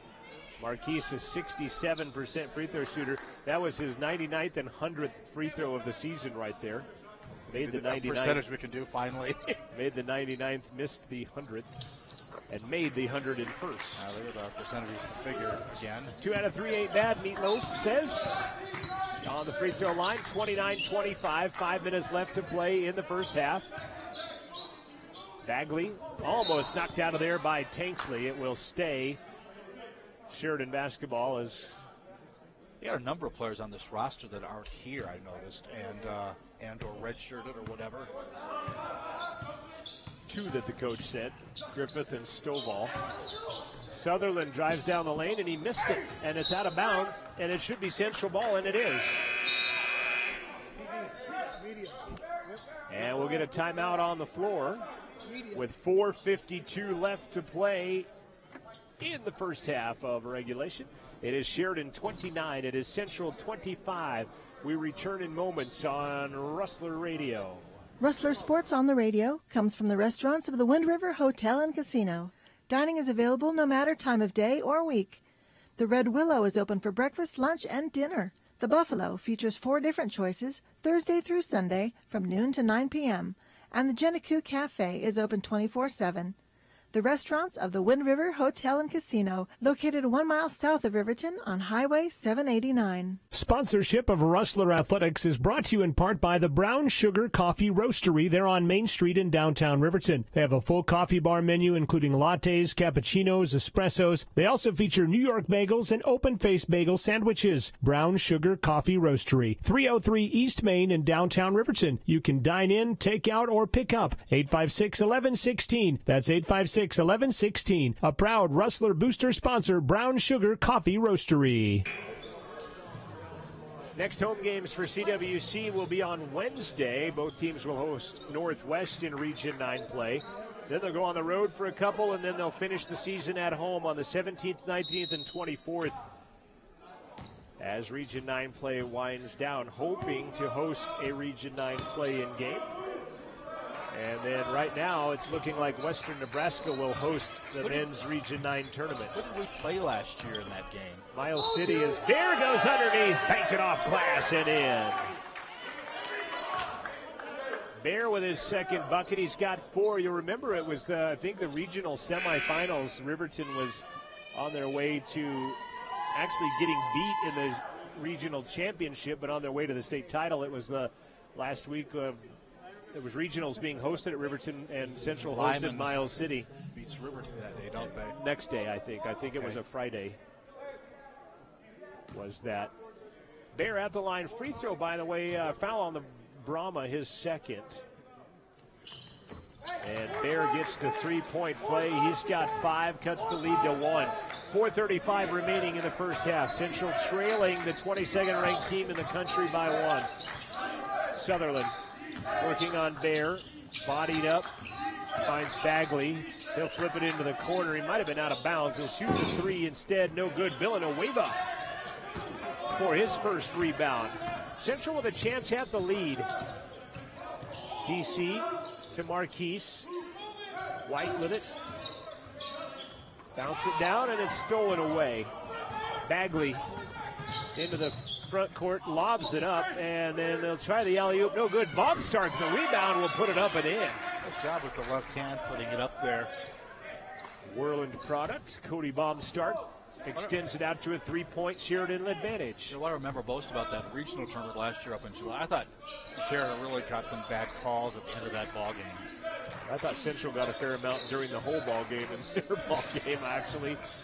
Marquise running down the lane, off glass is good, and then he has a word for Reese after the fact. And it had to count, too, the way that was hit backboard with the ball up there.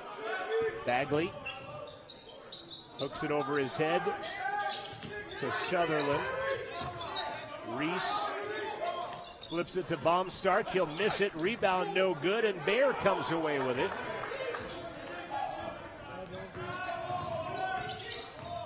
Underneath Marquise, rejected by Baumstark. Out of bounds it goes. Marquise looking for the foul. I don't think it was there. No contact, or actually no call at least. And with 3:06 left, Central ball out of bounds. Colley will trigger it inbound, finds Bear wide open for 3, and he'll miss it. Layden Ricketts the rebound. Well, he was wide open, and he just couldn't connect. Turkish show, a nice move by Sutherland as he got past everybody in a hurry, and he flushes it down. 33-30, 2:40 left to play in the first half.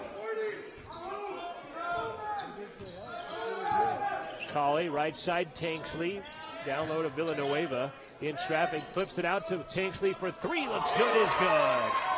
Tanksley with 7, and we are tied for a third time in the contest. 2:20 left to play. Bagley up top, Sutherland works baseline. Villanueva shuts him off. Ball skims our hoop mic underneath, it sounded like.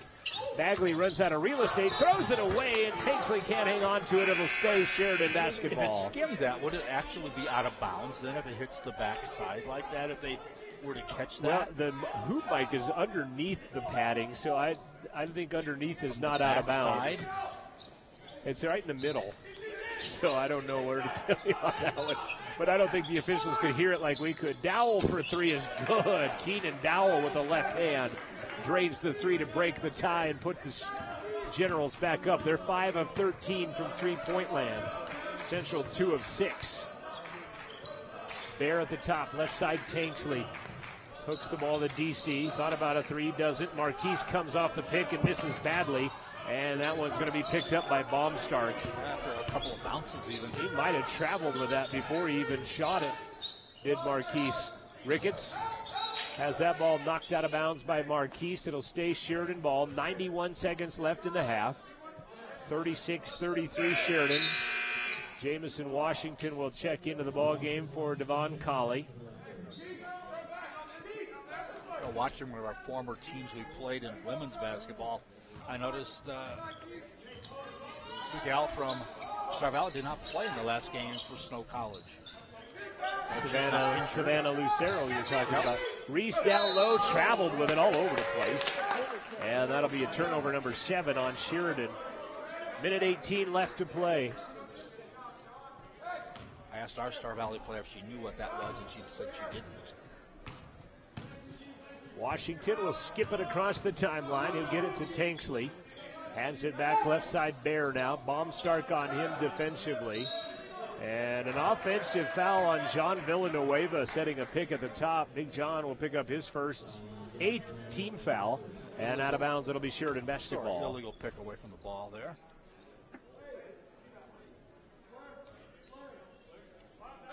Does Cade get to pick any plays they run? I don't think so. Oh. I'll have to mention that to him. Put a bug in Jack's ear on the bench as my 13-year-old sits on the bench with this Rustler team. It was very cool, as I mentioned. I don't know if I mentioned it last time, but Sutherland to Baumstark, crosses it up to Ricketts, 10 on the shot clock. He'll jump to the baseline for 10 and miss it, and it's rebounded by Jamison Washington. Well, picked it above the taller trees. Second board for Jamo. Marquise, nice clear out by Villanueva. Marquise looking for contact, misses it. Baumstark will get the rebound, and here come the Generals the other way. Reese underneath, he'll get fouled by, no, he won't get fouled. Instead, Reese, and then a timeout, or were they going to get a T on taunting on that? Reese with the dunk, and that is his 6th point of the game, and it's back to a 5-point game with 24 seconds left to play in the half. Cade sits on the bench with this team, as you see him sitting all by his lonesome right now with the team. But it's like Charles Lindbergh over there. The almost the entire team, I think, if not the entire Rustler team, came to watch Cade when the 7th grade Riverton team played Lander last Tuesday, and it was pretty cool to see them come to support the guy that's on their bench supporting them. I was at that game. Hey, where's my Joel came to watch. I appreciate him doing that. Tuesday they go to Lander, by the way, in case you're interested. So timeout called by Coach Nelson. The price of petrol is pretty high. They have given up a few authoritative dunks in this contest so far. So now another timeout is called.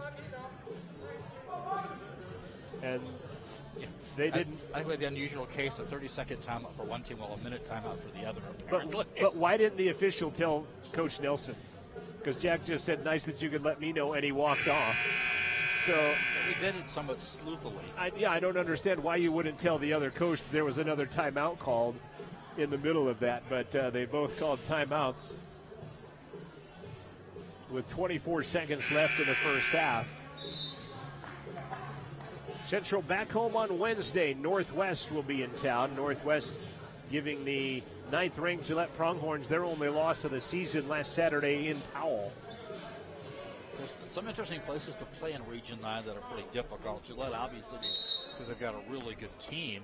But I think Western and Powell are kind of players that are nobody really likes playing at those two, right. Little Bighorn is at Casper, Northwest is at Western, and Gillette is at Miles today. I'd say too many upsets there, I'm afraid. 10 on the shot clock. Marquise almost fell down. He was slipping on a sliding out there. Leans in, floats, misses it. Rebound, no time for Villanueva. And that's how the first half will come to an end. Our score at the intermission is the Sheridan Generals 38 and the Central Rustlers 33. 38-33, Sheridan out in front. Stay with us. We hope to talk with a lady Rustler and a coach, if not just a lady Rustler. We'll do that here in just a minute. You're listening to Rustler Basketball. Sheridan out in front, 38-33. We'll return after this timeout. You're tuned to Rustler Basketball. Your Third Base Sports Bar halftime show is next here on Rustler Radio. Coverage of CWC Sports on Rustler Media is brought to you in part by the Third Base Sports Bar, offering the NFL Sunday Ticket, college football, UFC fights, and more sports on 6 different TVs. There is also foosball and darts, along with appetizers and your favorite beverage. Your last stop before home, the Third Base Sports Bar on North Federal in Riverton.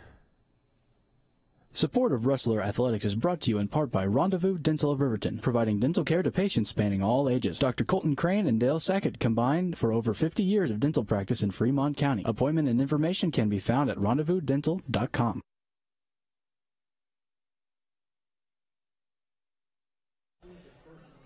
Back on Rustler Radio, this is your Third Base Sports Bar halftime show, brought to you by the Third Base Sports Bar North Federal in Riverton. And we have a special guest with us, and that is one Olivia Shippen, a freshman out of Rigby, Idaho. And she's getting to stare down by 2 of her teammates at this point. Yeah, guys, knock it off. They don't have any, no media or anything like that, no pictures.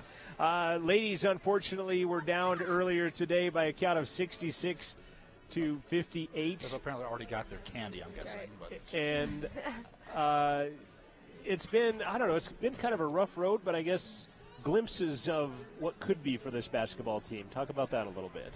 Well, I totally agree with you. We have moments that we really come out and we play hard, and I think a big thing for us right now is finding our consistency. And so, but we have moments of greatness, and we have a lot of potential, so we're just trying to work towards that. It must have been a tough week, because I think you probably believe, and I believe, that you could have won both of the games this week, first at Western and this one today, because it's the basket that you really needed just never came, I guess. Yep. Want to expound? Boy, geez, now she throws off our headsets. Well, one of the things I think Coach likes about it is he said, despite the record, you guys come back every day and work hard, and he loves that, and as a coach should. So how does that mindset work for you guys to keep coming back and push each other? Well, I think that comes from being young. We've had a couple of rough games here and there, but every day we always come back. We're always putting our best on the court every day of practice, and so that's really been a key for us as we're trying to progress throughout the season, and this learning season as we have a lot of freshmen. So that's been really important for us. But we have a lot of hardworking girls on our team, and I really respect that about all of them. Does it feel any different missing as many games as you did, that as you're kind of approaching mid-season form as it's coming down to the late stages of the season right now?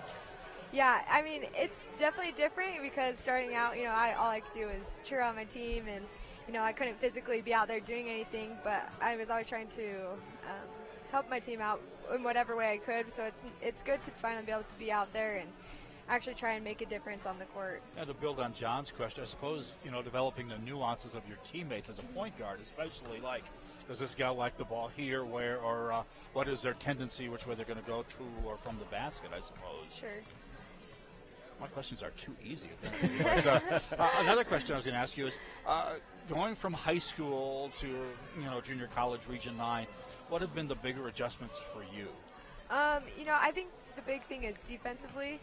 You see a lot better defenders, and so you have to be a lot smarter with the ball, taking care of it, really just making sure that things are there instead of just carelessly, putting it places where in high school sometimes you can get away with those things.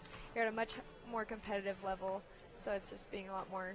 Probably height, too, I suspect. Maybe you're going to notice it as much as anybody. Why did you have to work that in on her? I know. I was trying to get away without bringing that into Our it. halftime guest is Olivia Shippen of the women's basketball team. And 2 last quick questions for you. Okay. One, your major, and how is school going? It's awesome. I'm a health major, and I'm really enjoying that. I've loved the choice that I made with that, and yeah. And then the last question I'm going to ask you, Patriots or Eagles? I have to say the Eagles. I've always been an Eagles fan. Really? Yeah. I don't really know why. Just when I was little, I was like, I like the green ones. Okay. So, yeah, that's I was afraid you were going to ask, were you eligible for a semester, or were you really hurt? Oh. That was what you were going to No way. Olivia, thanks for coming by, and best of luck. We'll talk to you Wednesday when you get ready for the Lady Trappers when they come to town. All right, thanks so much for having me. Talking to her in the hallways. Absolutely. That's one of most of the gals, really. That's one of the advantages we get to being in this, and it's probably a disadvantage for them to put up with us a lot in this building. Oh, you guys are great.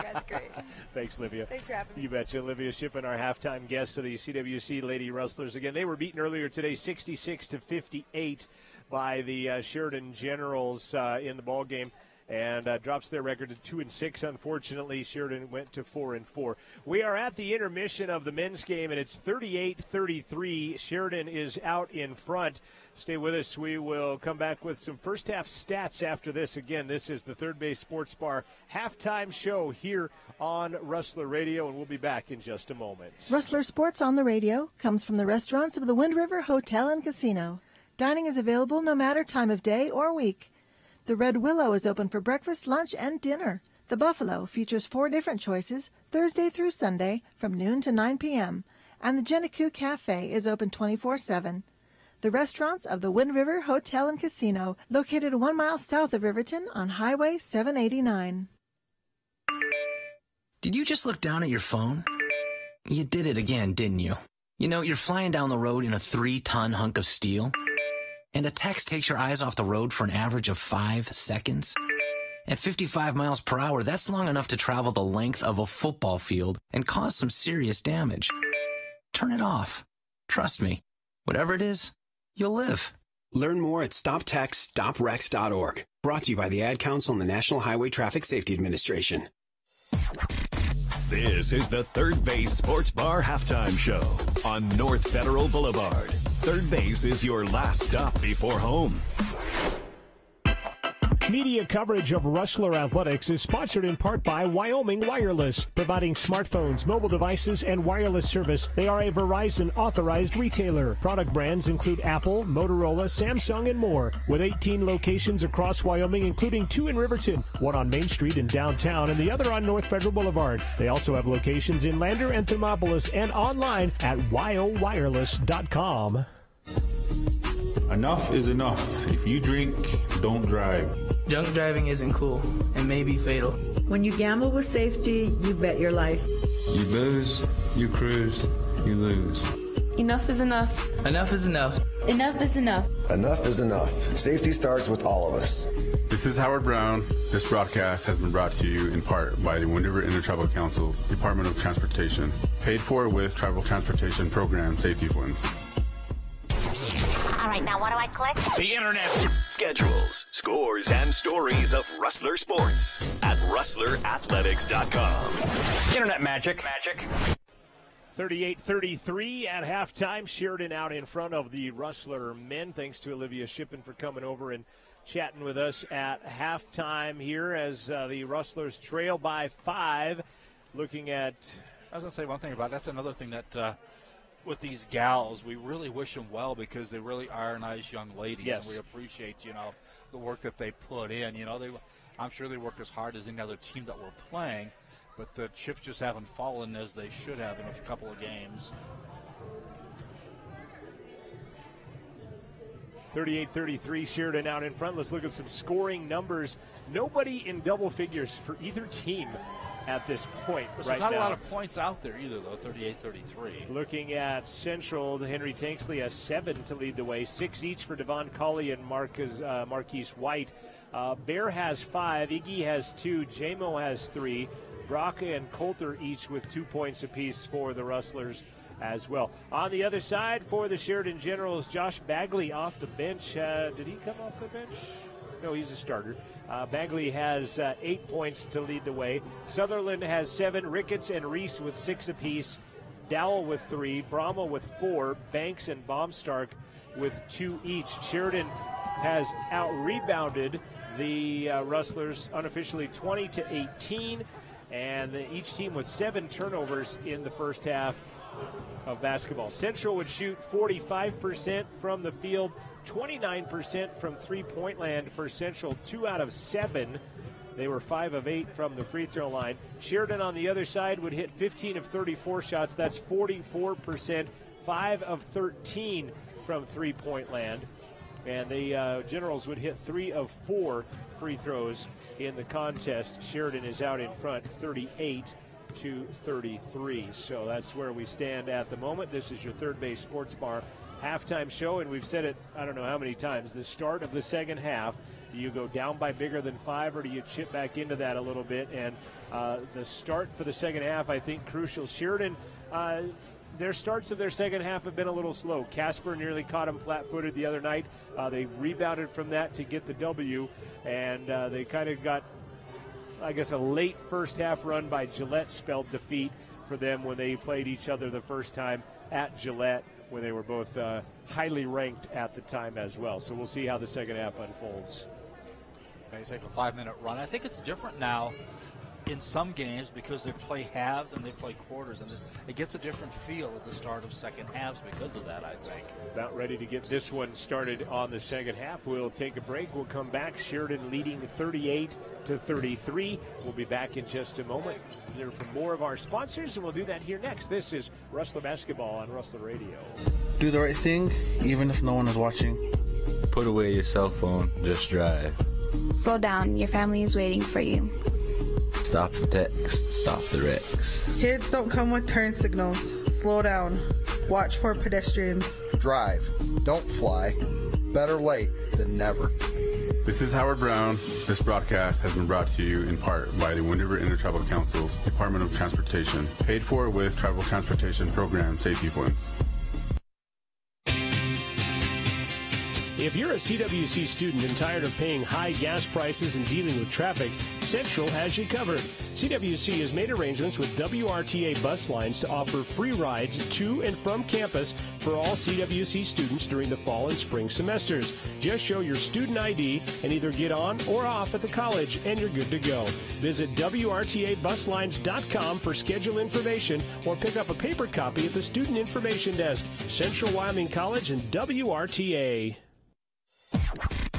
This is the Third Base Sports Bar halftime show on North Federal Boulevard. Third Base is your last stop before home. Are you a new CWC student with nothing to do? Well, come check out the information fair at Rustlers Central, Tuesday, February 6th at 3 to 5 p.m.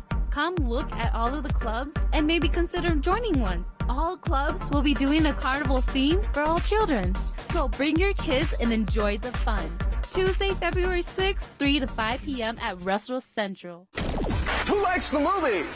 Sponsorship of Rustler Radio comes in part from the Barry Cinemas, the Acme, the Gym, and the Grand movie theaters in Riverton and in Lander. This week's movies are at the Acme. It's 12 strong. At the Gym, they're showing Maze Runner: Death Cure, We Are All Hostiles, Jumanji, and Den of Thieves. At the Grand and Lander, they're showing Pitch Perfect 3. Reserved seat tickets along with showtimes, ratings, trailers, and descriptions are all available online at barrycinemas.com. Are you interested in helping to create a healthier community? Do you want to reduce or stop drinking while winning prizes? Eastern Shoshone Recovery and Washington State University are partnering on a study that may help. They want to learn if a new way of rewarding sobriety helps people stop drinking. You may be a good fit for the study if you are a Native American adult and live in Lander, Riverton, or on the Wind River Reservation. You will be eligible for prizes and gift cards for your participation in this alcohol research study. For more information, please call Eastern Shoshone Recovery and the Honor Project staff, Sharon Wagon or Purcell McLeod, at 349-6359 or 335-3257. Once again, that's 349-6359 or 335-3257. Visit them at number 28 Black Coal Road in Fort Washakie. Once again, that's number 28 Black Coal Road, Fort Washakie. This project has been approved by the Eastern Shoshone and Northern Arapaho Business Councils. This has been the Third Base Sports Bar halftime show on North Federal Boulevard. Third Base is your last stop before home. The Third Base Sports Bar reminds you to celebrate responsibly. Second half of basketball starts it out with Sheridan with the ball. They're dressed in black. Blue numbers, yellow trim. Bagley, Sutherland, Reese, Ricketts, and Banks, the 5 on the floor. Tanksley, Galante, Finston, Hunt and Colley, the 5 dressed in gray for the Rustlers. Bagley for 3 off a pick, and he drains it to start the second half. Well, he used the pick very well. 41-33. Rustlers now down by 8. Shot underneath Iggy, missed it. Banks the rebound. Sheridan matching their largest lead, maybe to take it to 11 now. Ricketts, yes. Oh. So they're going to be tied up at 5 points for either team or a 10-point lead. But instead it's 6 points and an 11-point lead. 44-33, Sheridan out of the gate in the first minute with back-to-back trays. Galante looking, puts it on the floor, hands it to DC. Colley won't do anything. Instead, he'll fire the 3 and he'll miss it. Well, not a lot of Rustlers underneath the basket to get the rebound. Just Iggy, it appeared. Reese the rebound, and a careless pass just turns it over. Sheridan will commit their 8th turnover of the contest. 111 gone in the second half. 44-33, Colley. Left-hand push, Finston. Gets a pick from Iggy. Brock gets a switch. He's on Reese. He'll take it the distance. Laid up with a left hand. Good. Nice scoop by Brock Finston. Got some contact early on that drive, too. Cuts the lead back to 9 now. Bagley, he'll fire for 3 and miss it. Hunt goes high for the rebound, and Iggy will tally his 5th of the afternoon. Baseline, DC drives in. Reverse layup. Good. DC has 8. Quick 4-0 run after giving up 2 threes to start the second half. Channel Banks driving in, dish behind, and a foul is going to be called as Reese goes up. And Reese will go to the line, and the foul is going to be on Henry Tanksley. That'll be his first personal. And it will send Cameron Reese to the line. Reese is a 46% free throw shooter. I'm sure the coaches are aware of down the stretch of a ball game. Wow, 46%. I need to look and see how many free throws he's shot. And he's going to get that one. 44% free throw shooter.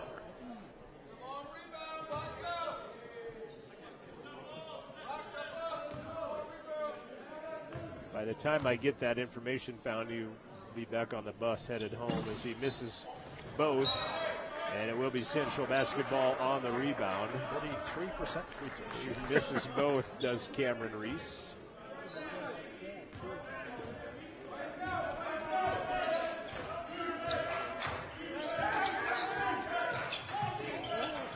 Finston gets free for 3, misses it, but Iggy will get the rebound, and they will reload.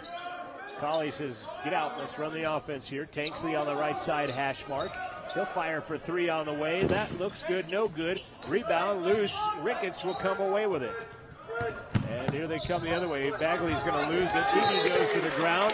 He'll knock it out of bounds. It will be Sheridan basketball, but a great hustle by Iggy. Stops and gets a piece of candy out of the way, and then moves it down to the bench to somebody else. He is a character, that kid.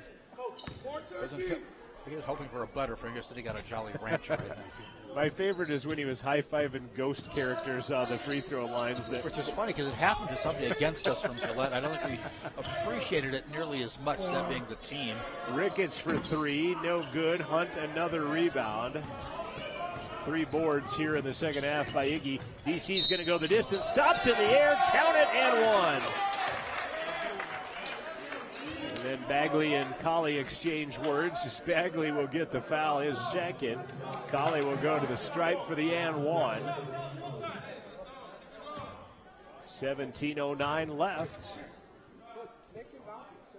Free throw, Colley, good 3-point play. DC with 11. He is the first Rustler in double figures. Bagley's 3 put him in double figures with 11 on the other side. Banks thought about a 3, doesn't. Instead, pulls it back out. Left side, Sutherland back into the ball game.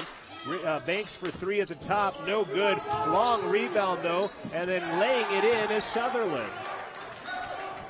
Boy, long rebound, and there was nobody home, and Sutherland grabbed it, takes it to the rack, and lays it in.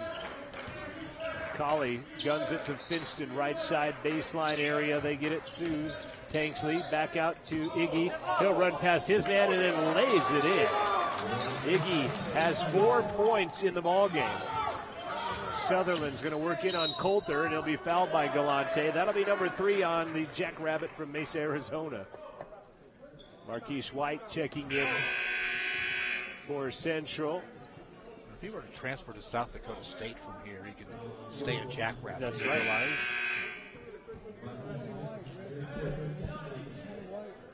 Bear throws his warm up at our feet. I'll throw it to the bench. They have their front marker back. 46-42. Central down by 4. We've almost played 4 minutes of the second half. Banks, nice dish, and Reese can't hold it, and out of bounds it goes. I think Reese was coming to rebound as Banks dished it off to him, and he couldn't grab it, and it'll be a turnover. They're 9th. I didn't know this, but Sean Neary, the head coach of the Gillette Pronghorns, is also a city councilman for the city of Gillette. Which I don't know how that worked into any part of this conversation. But use that term, chairman of the board. Great. Colley rises, can't get it, but he's fouled as swiping at him was Sutherland. I think he also drew the foul a bit with the leg action, too. Sutherland will get his first personal foul. Dowell and... Maybe Neary pushed through a big bond issue to get that basketball facility that they've got up there. I see if Jack wants to run for office here in Riverton, as that one by Colley is good. He's got 12. Dowell and Stewart in. Baumstark's going to check in for Sheridan as well, as Ricketts will come out. Speaking of facilities, I went by where the Super Bowl's being played tomorrow before it was finished. There's like this giant arc-looking building. It's an odd one, and it is the new dome in Minneapolis. Yeah, so it's Colley. I was there for the Wonder Bread years. Can't get that one, and the rebound by Baumstark.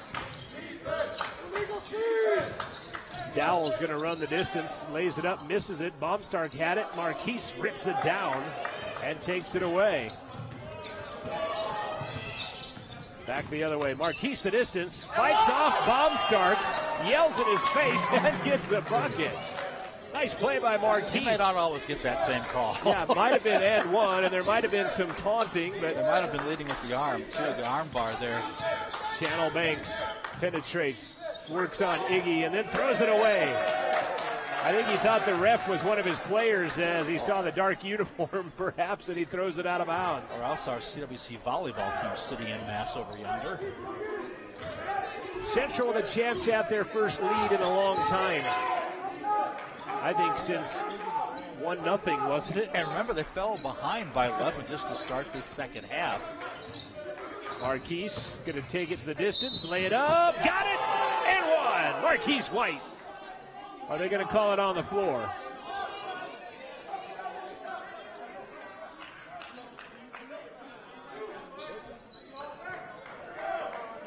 Foul. They get better continuation previously. And is there a 10 on the floor for them? There is not. Yeah, that's what I was. When I thought it was going to be a foul against White. As far as I think this may have been a mistake. I think that was the armbar call from before that he was making a call on. Well, they got it wrong on the inbound. There is no Sheridan 10 on the floor.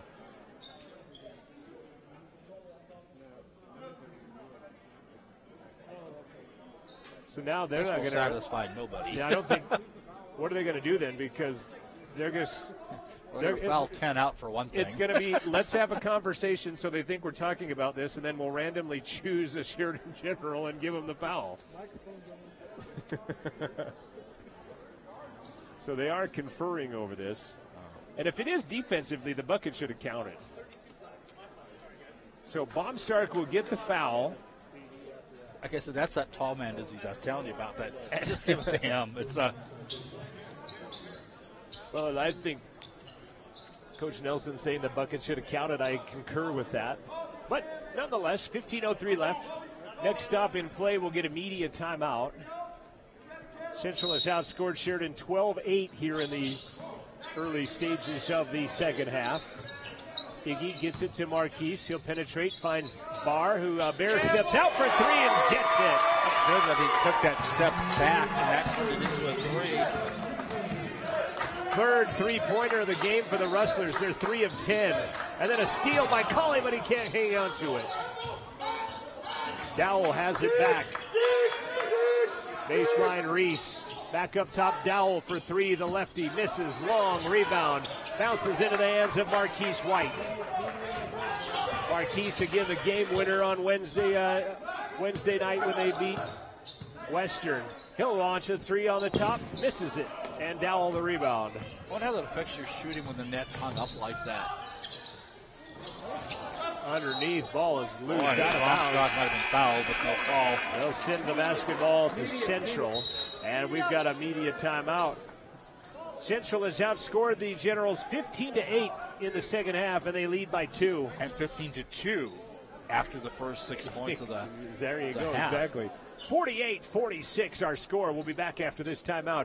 14-12 left to play in the ballgame on Rustler Media. In a crash at 30 miles per hour, an adult backseat passenger without her seatbelt fastened is thrown forward at a force of 3.5 tons. The weight of an elephant charging straight through the car. A killer on the loose. You're never safe in the back seat until you fasten your seatbelt. I'm so very sorry. This is Cody Bears with YDOT. A killer is a killer. Always belt up in the back seat. No seatbelt, no excuse. A reminder that the scholarship opportunity for next year is now open. It's online on the CWC website. Scholarships, you get started now. You can submit a great application, get your money for college now.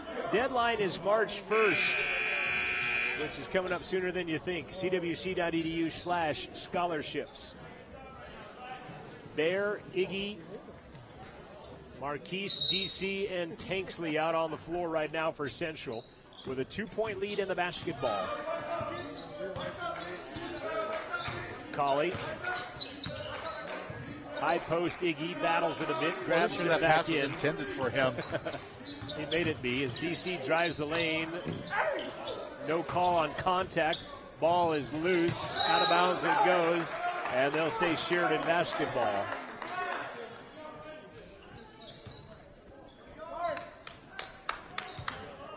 There's some pretty good contact in the air on DC that time. But it's been happening on both ends of the floor. Shot from 17, no good. DC the rebound as Brahma can't hit that shot. Colley up ahead to Marquise. Accelerates, takes it the distance, gives it up to Iggy, and one. Well, they hung on his arm, but they hung on the wrong arm, it seemed like, and he's able to finish rather easily. This is the ref that gave the continuation big time before. They'll give the foul to Keenan Dowell. The bucket to Iggy and one. Central now by 4. That is the second foul on number 10. The phantom foul. I think Dusty Daniels from Sheridan Dusty Daniels from Sheridan just fouled out, if you remember that ball game. I remember it well. Central's biggest lead of the contest, by the way, is now 4, and a chance by Hunt to make it 5, and Iggy can't do it. And Ricketts will get the rebound. Good thing you blocked out the shooter, otherwise. And then a carry call on Channel Banks is the 11th turnover of the game on Sheridan. The ball came up high in the dribble, and if he was just to pull away from it, then keep his hand up rather than trying to regain it there, it's still okay, but he didn't. Somebody got to go help him out. Finally, Bear does. Central by 4, 13:27 left. Iggy on the low block, one-on-one with Reese. Pump fakes him. Reese bodies him up. Iggy leans in, missed it, and the rebound taken away by Brahma. Good physical defense that nice time. play by Tanksley. Brahma underneath, misses it. Rebound, Henry Tanksley. And you're right, it's pretty physical under there for both sides. Up ahead to Bear, to Iggy. The slam, no, but he's fouled, and he will hang on the rim to avoid anything else happening. I'm trying to recoil your like into Morton or something. He just said count the bucket, but the bucket never went in. The referee is going to give a foul to number 10. His third. Foul is on Layden Ricketts. They'll stop fist bumping us if they listen to these broadcasts. So that, in other words, it's a good thing, eh? It's not a bad thing. Iggy at the line. Free throw is well short. And not doing the pretend 5 to anybody on that one. No, I'm not sure if he's not hurt. He's been stretching out pretty much out there. I'm not sure if his back doesn't hurt somehow. But he airmailed that free throw. It's not like... Well, I think it was either on line or distance, either one. Well, and Iggy has shot 125 free throws, and then he rights the ship and buries that and one. I've never quite figured out how that happens. You can miss so badly on one and then make it. Central by 5, their biggest lead in the ball game. Banks runs in, he'll throw it up, misses it, but the rebound by Brahma is up and good. Not sure what Bear was doing as he kind of laid out of the way at the last second, but he got him to miss it anyway. DC, left side, Finston. Brock working on Ricketts, penetrates, he'll be mauled, no call, and the rebound is loose and taken away by Caleb Stewart. Stewart flips it out to Banks. Banks up top to Brahma, back to Banks, won't shoot the 3. High post, Reese. Sutherland almost lost it. Instead, Stewart ends up with it. 8 on the shot clock. Banks with 3. Baseline shot is good on the baseline by Brahma. Big bucket by the Generals. They're using almost every second of that shot clock to do it. 51-50. We were at this juncture in the women's game at 51-50. It didn't go great for us after that. Marquise runs past his man, lays it up, misses it. And they'll call a foul on Iggy. And Iggy will pick up his second. I was worried for a second they were going to call goaltending one with the other because I thought it wasn't touched, however. I thought that's what he said underneath. I thought I heard the hoop mic say goaltending, but it might have been one of the players that said that, not the official. But it wasn't because it was not touched. I don't think anybody got it. I think you're right. Stewart guns it to Banks. He'll run past one man and fly into Galante, and Coulter will get the foul. And I'm not saying it's not a foul, but it's a little more physical on one end than the other, I guess.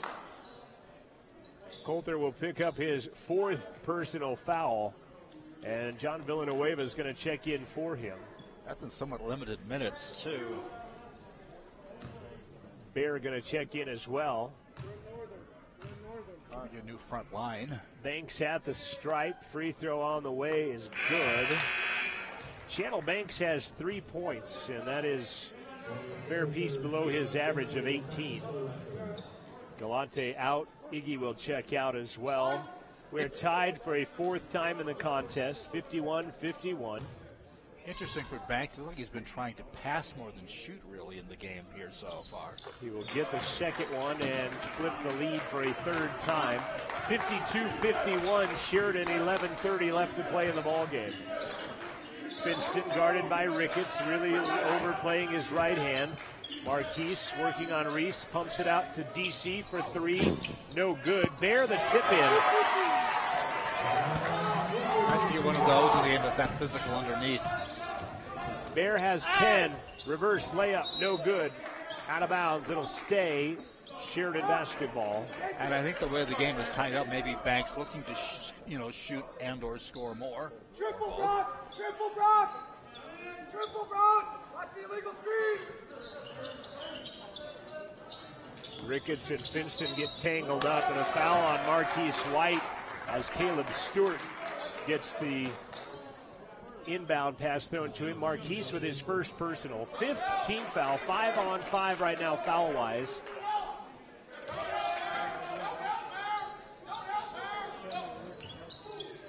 Inbound comes to Brahma.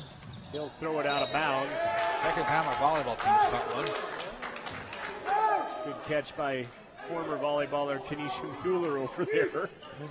12th turnover on Sheridan. 7 for Central. Kenesha was a basketball player in high school as well. There is that angle. Marquise guarded by Stewart. Penetrates, fires for 15. In and out, stays out. And Reese the rebound. Long up ahead, that ball will bounce off the rim. Is that a shot or a turnover? DC runs past his man, lays it up and in. Channel Banks kind of playing Olay defense. Colley runs past him and scores his 14th point. And the Rustlers lead by 3 now.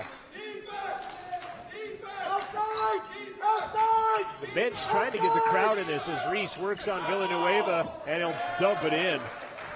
Cameron Reese, big, strong, physical presence underneath, has 8. Both teams giving about as much as they're taking out. They're pretty evenly matched, I think, all the way around in this contest. Brock runs past Ricketts, pump fake, reverse, missed it. Villanueva knocks it out of bounds. It'll be Sheridan basketball. He had a good first step, but then things snuck in. Tanksley and Hunt back into the ball game. As Marquise and Villanueva will sit. We have 10 minutes and 1 second remaining in the ball game. Central by 1 against the 22nd ranked Sheridan Generals. Banks bounce it high to Reese. Ricketts trying to fight through some picks. Can't. Banks spins. He will fire it up. No good. Reese tries to put it down. Banks the rebound. That's going to go, and he was contacted pretty good by Iggy. And also hanging on the hoop on an unmade basket is a little interesting, too. Central back on the attack. They trail by 1 now. A shot on the way, no good. And the rebound pulled down by Brahma. And they'll pass up ahead, no good. They'll miss the shot. Finston the rebound. Central back the other direction. Into the paint. Iggy, right-hand runner. Got it and 1. And I'm not so sure he didn't travel before the play, but they'll give it to him. Foul is going to be whistled on A.J. Brahma. And that'll be his 3rd. Iggy gives back Central the lead. 9:15 remains. Central 57, Sheridan 56. Media timeout. We'll be back for the final 9:15 right after this. What's better than getting money for college? Well, it's getting money for college that you don't have to pay back. The scholarship opportunity for next year is now open online at cwc.edu/scholarships. Get your share of over $1 million worth of scholarships to attend Central Wyoming College. Scholarships can be based on your grades and cool stuff you've done, or how bad you need the money. Maybe just who you are, or maybe because of what you're going to be when you grow up. If you get started now, you can submit a great application and get your money for college now. Click Start Here online at cwc.edu/scholarships. Start now. It's that easy. Keep up with your Rustlers with a flick of your finger. You can check out the Rustler Athletics app, now available for download on your device from the App Store. Schedules, box scores, sports news. Search for Rustler Athletics in the App Store and download it today. And, of course, don't forget rustlerathletics.com. Iggy Hunt to the line. Urshad, his given name, he has 7 points, 5 of it here in the second half. And he has 7 rebounds to go along with. Free throw for the three-point play is good.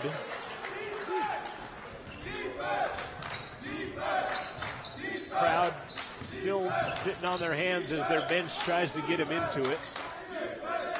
Top of the key. Sutherland to Banks. Brahma with it. Back to Banks. 14 on the shot clock as they'll pass perimeter. Ricketts back to Banks. He'll run past DC. Iggy's going to tie him up, and they'll give a jump ball, and that's Central basketball. Matt Hammer livid on the Sheridan sideline. Hammer about to fly off at the handle, I think. You know, and they've been consistent. They have let him play pretty physical on both ends of the floor in this one. And now they're going to let A.J. Brahma tie his shoe real quick. I mean, I can concur with the consistent part. when you put fouls on people that aren't playing, I'm not sure how consistent that can be. Well, he did make up for it by having another one like that a little while later, so even things out. Colley to Finston. Central by 2 with a basketball. 8:40 left. Down low to Finston. He'll have that pinned to the backboard by Reese. Nice play by Cameron Reese. Ricketts almost lost it. Hands it back to Channel Banks. Banks wide open 15. Bury it. Nice move as he got a pick and got away from Devon Colley. Ties us up for a 5th time. 58 apiece. Marquise White, next dead ball coming in. DC goes the distance, lost it, gathers it, and scores it. Well, what a great regather after it's been stripped from you to get it back and still be able to come from a position where you don't want the ball and then put the ball up and in. J-Mo going to check back in as well. Banks loses the handle, gathers it back in, flips it out to Ricketts, pump fake. Brock in his face quickly defensively. Brahma runs into, that was going to goaltending. They might have should have let that one go. Bear's going to get the foul, and that'll be his third. And that is the 6th team foul. And shooting 2 will be A.J. Brahma.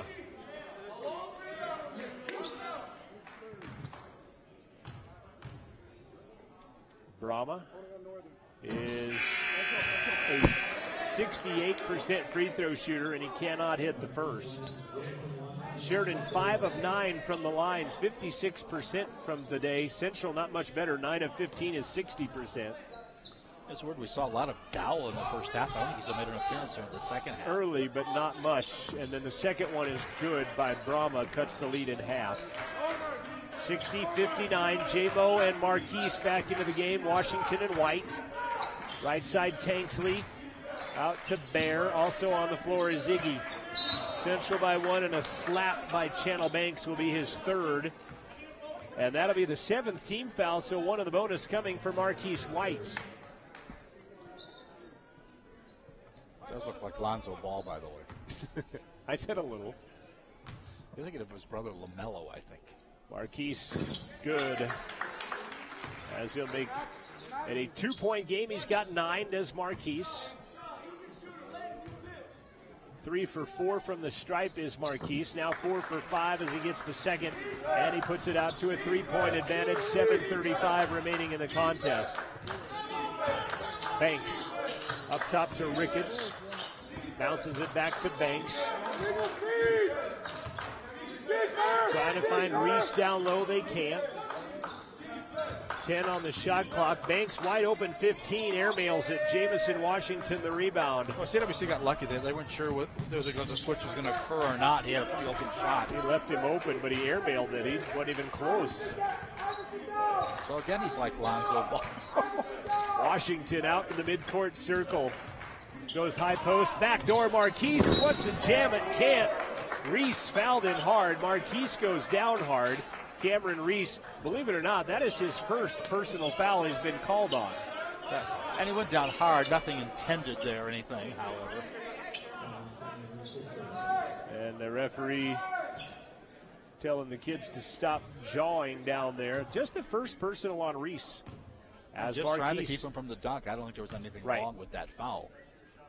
Keese at the line, free throw good. 7 minutes left. Banks out.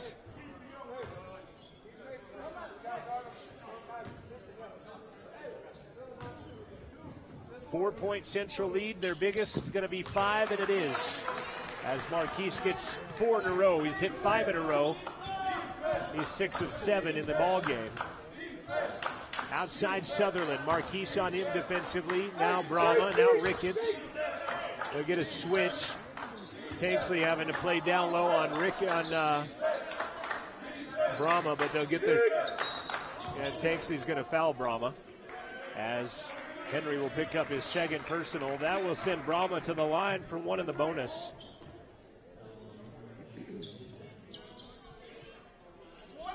.639 left. Central by 5. Brahma at the line.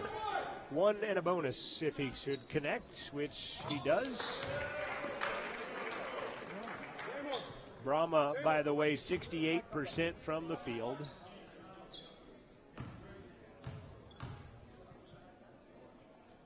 Second one, equal as good. A little flick of the wrist type shot that he has there. Brahma has 11. He and Bagley 11 apiece for game high honors for Sheridan. Marquise White has 12, actually 16 for DC. That ball swatted out of the air, taken away by Reese, and then he'll turn it back over. Bear ends up with it, and then a reach foul on Brahma will send Bear to the line. That'll be 4 on A.J. Brahma. I'm not sure why you would make that foul with one of the post players out that far from the basket. And so Boris Yulker will go to the line. Bear has hit 78% of his 46 free throws. Cody Baumstark into the ball game.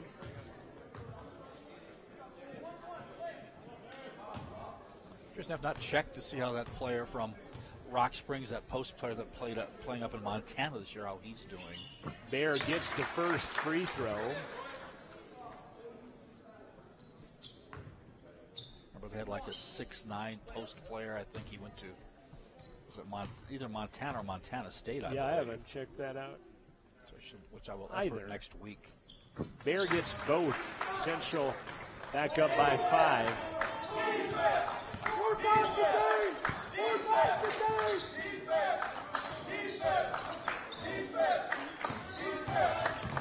So they're lost the handle on it, gathers it back. Ricketts pickpocketed from behind by Marquise White. Marquise the distance, swatted again by Reese, and it stays Central basketball. Wow, that Reese is a phenomenal physical presence under there for Sheridan. He's the human eraser. He's a stud underneath there. Telling the players to shut their mouths. This is the one warning they get. And this hasn't been chippy compared to some games we've seen.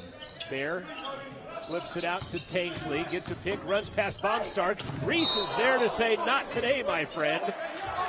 And then he will just say it's out of bounds, Central basketball.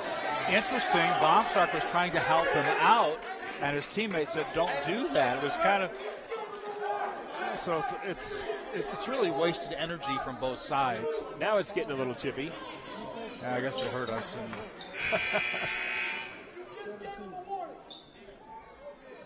Not sure what the buzzer is for. And they say we're good at the bench. All right, so 5:51 left. 17 on the shot clock out of that timeout, or out of the stop and play. Iggy takes the inbound, gives it back to DC. He will penetrate. He'll float over Bagley, and they'll call him for the offensive foul. DC will pick up his third personal foul. What was that consistent part you were talking about? Yeah, well, it's consistently bad, I guess, maybe. I didn't say that. That was John that said that, by the way. Consistently inconsistent. How about that?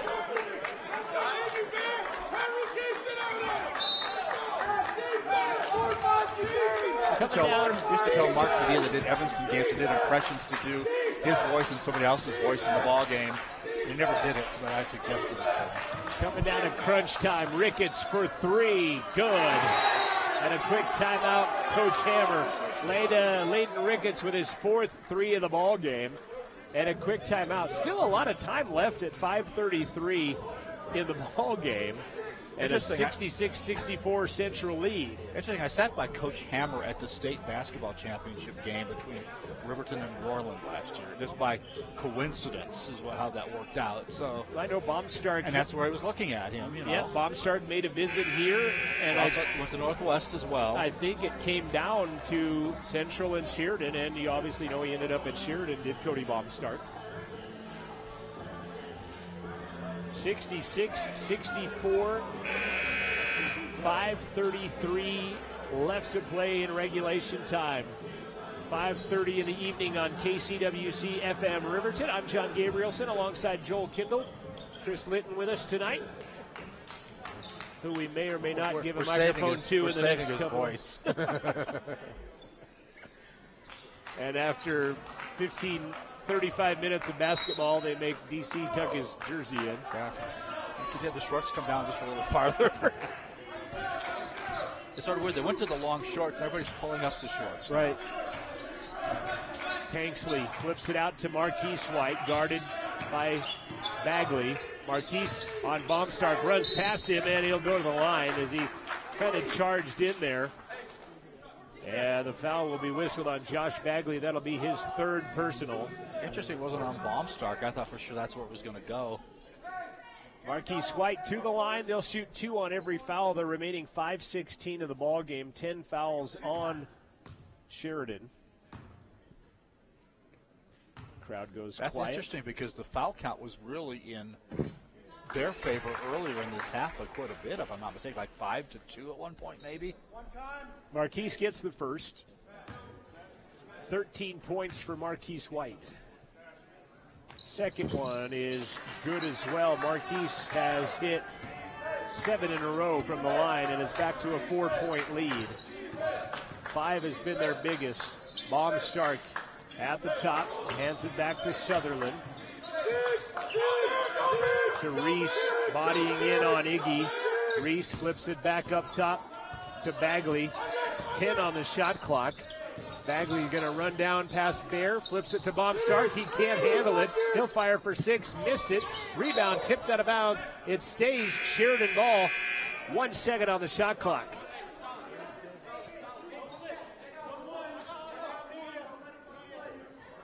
And we'll have a media timeout for Sheridan to drop whatever their 1 second play is. Pop it off your head. 4:47 left to play in regulation time. Central by 4, 68-64.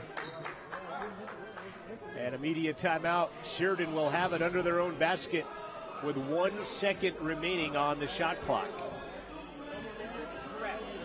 And that is the final media timeout, by the way. Riverton dance team and coaches will be hosting a dance camp for kindergartners through 5th graders, 7th, 8th, and 9th. That'll be Wednesday, Thursday, Friday of next week.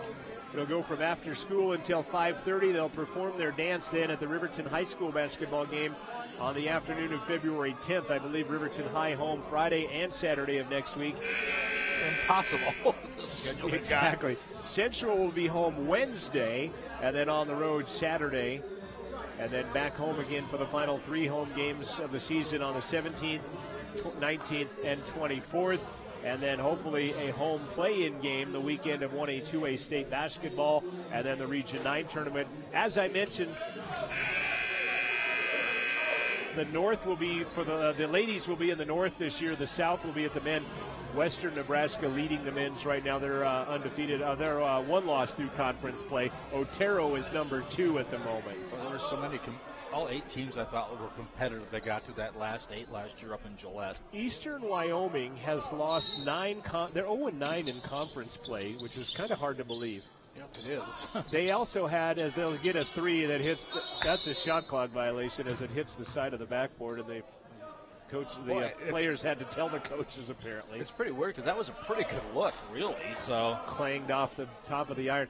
There was a game in which Eastern Wyoming got into a fight, and 9 Eastern players were ejected from that ball game, and they had to miss the next 2 games, and so they played with like 6 guys. They ended the game that game with 4 that they lost at one point. So things have kind of went crazy in Torrington for Eastern Wyoming. 9 on the shot clock. Marquise finds Bear. He'll fire a 3 over Baumstark. No good. Reese will go high for the rebound. Boy, Cameron Reese. I remember at the onset of the broadcast, I told you the coach thought he was his best basketball player. Ricketts partially blocked by Tanksley. They're going to call him for a foul on the 3. And now technicals have come in. That means 4 free throws. I think it means 5 free throws, doesn't it? Tanksley gets the foul, and then Tanksley gets the technicals. That'll be 4 personals on Tanksley. Game like this, you're going to call that. That's bad. That's bad. That's bad. So Layden Ricketts will go to the line. Did I mention he's 36 of 37 on the season from the free throw line, 97%? But he probably doesn't shoot a lot with nobody in the lanes. And he makes the first.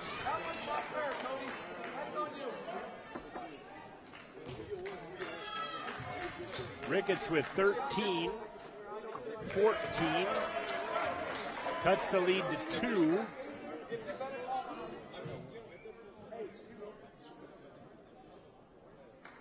And this will be, I mean, I would not think you would have anybody else go shoot technicals after his. Yeah, but the technical shot first. Okay, so now he'll get 3 for the free throws then. Shooting 3, Layden Ricketts. Channel Banks wants to come in, but they'll wave him out after all that mass confusion. It's a 2-point game, 68-66, 4:07 left to play. Ricketts, another one. That makes him 39 of 42. 39 of 40 on the year. 40 of 41 on the year. This guy you want to bring to the carnival. Show the big teddy bear later on that day. And his 5th free throw attempt is good. Wow. Wow, what a trip down the court. 41 of 42 on the season. You're leading by 4, and one trip down the court, you're trailing by 1. Yeah, 69-68. 4 minutes left to play. Marquise beat up by Banks. Might have traveled. Lobs it back to DC with 15 on the shot clock. Cauley gives to Iggy. Pump fakes, drives, foul, and one. No, a travel call on Iggy Hunt. I thought there might have been travel earlier in that possession, but not there. Yeah, the whistle came way late. And Iggy will be called for the turnover. 9th turnover on Central. Hunt did a good job keeping from traveling when he was surprised by the ball early when he caught it. 3.5 remaining in the ball game. Central trailing the 22nd ranked team in the country by 1. Banks might have taken the steps. He'll go to the floor, and that will be a travel. No. They called an incredibly quick timeout, apparently. They'll get the timeout. And Sheridan will keep possession. 14 on the shot clock.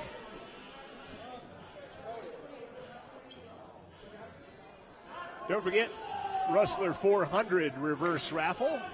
An evening of food, fun, and a chance to win the grand prize of $10,000. Only 400 tickets will actually be sold. All proceeds benefiting the Student Athletic Scholarships of the CWC Athletic Booster Club.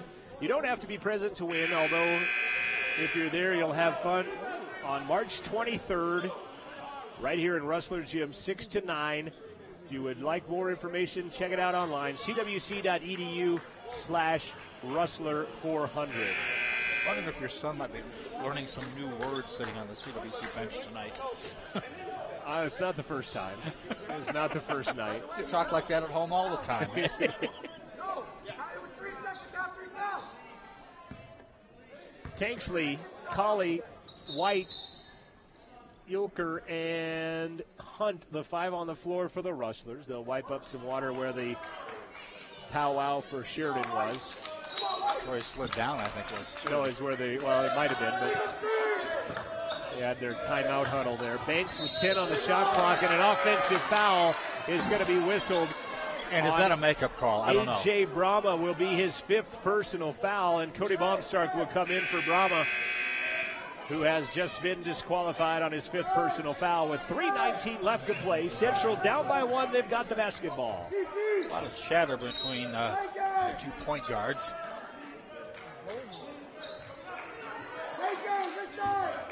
Sutherland playing on Cauley. He'll wing it across the timeline to Yulker. Tanksley with it. Right side Marquise. Back up to DC. Back to Marquise. He'll penetrate. He'll float. Dish to Iggy. He'll lean in on Baumstark and get it. Nice touch by your post. 12 for Iggy Hunt and a 7th lead change of the ball game. And then an offensive foul on Channel Banks as he plays with DC, and that'll be number 4 on Channel Banks. Central back the ball with 2:52 left and a 1-point lead.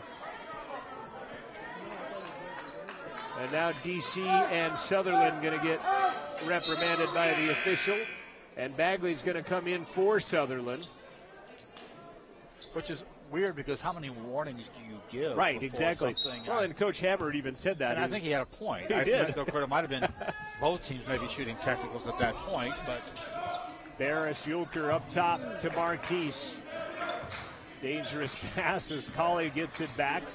Back to Tanksley, rises for 3, no good. Tap back in. They're going to call it goaltend on Baumstark. That's a 3-pointer. That's the right call. Bobstark called on the goaltending. Tanksley's got 10, and the Rustler lead is 4. The hand went through the hoop. Bear got the tip in anyway, but it's a difference of 1 point or three or the 2 in this game. Yeah, definitely is with a 4-point contest. Crowd finally stirring here at Rustler Gym. Reese backing in, shot no good. Rebound Iggy. It's physical on both ends. This time the Rustlers prevail. Winner takes sole possession of second place in the Region 9 North. And 1 game behind the Pronghorns of Gillette. DC baseline, reverse, missed it. Iggy tries to slam it, can't, and the ball sails out. Reese the rebound. Back the other way. Here come the Generals. They'll throw it away. No, Bombstark ends up with it. Banks, no man's land, flips it to Ricketts for 3. That's no good. His second miss on that possession. And Marquise White snakes the rebound out of there. Big rebound by Marquise. Well, Ricketts had 2 good looks, missed them both on that possession. 98 seconds left to play in the ball game. Central by 4. They've got the basketball. They're going to take some air out of it. Colley at the midcourt circle, guarded by Channel Banks. Gets a pick from Iggy. DC to Yulker. Barris gives the ball to Marquise with 5. He'll penetrate, float, miss it. Rebound is loose. Coming away with it, Marquise White. He'll be fouled. They'll call a jump ball. This time it goes Sheridan's direction. The post-game pizzas have arrived, by the way, for Sheridan already. This one could be longer than they expect. Possession arrow goes Sheridan on the jump ball. Nice defensive play by Cody Baumstark. And he will go trigger the inbounds for the Generals. Central by 4, 1:16 left. They lead 73-69. Stewart, actually it's Bagley into the front court with it. Guarded by Colley. There's some hard picks out there for both teams. Ricketts pump fakes the 3. Bagley gets free for 3. Got it. And there was contact, but no call as Bagley gets the 3 to cut it to a 1-point game inside of a minute left to play in the ball game. Tanksley across midcourt and a timeout Rustlers with 52 seconds to play in the ball game. Big 3 by Bagley, and he did get contact right in front of the Sheridan bench, but they let it go. Or this game might be tied. Good to point it out. Right? Or this game might be tied. Resetting the scoreboard, 73-72 Rustlers. Last time they played, remind you, Sheridan lost. Sheridan beat Central 112-83. Much different this time around in this ball game in this gym. I think Coach Nelson, one of the most disappointing games of the year, I think is what he's told me, I believe. It was the opener of Region 9 play, and they got thumped. They got down 18-1 in that ball game. And now you have a chance to go to second place. Right, and now you're 52 seconds and a 1-point lead away from sole possession of second place. Casper and Western both at 4 and 3. And we got our game out of the way at Western. Little Bighorn and Casper, so you're going to assume Casper is going to be 5 and 3. Could be tied for third with the loser of this ball game. Northwest at Western. That's a 4 versus. That game was a tough game to pick. Western, simply take the home team would be my prediction. Right. But Western 4 and 3, Northwest 3 and 4, and then Gillette at Miles. Miles is 1 and 6. Gillette 6 and 1. Now you know the coaches like we do have these percentages of who to foul right now. They're looking at. I'm sure Sheridan has addressed that in that timeout. Bear gets it at the top of the key as we're inside of 50 seconds to play. Shot clock at 20. And you don't need to foul yet. You can play it out. Play a defensive stop. Marquise has been lights out from the free throw line. He'll fire for 15. Shot's going to miss the mark. Iggy taps it out of bounds. It will go Sheridan basketball.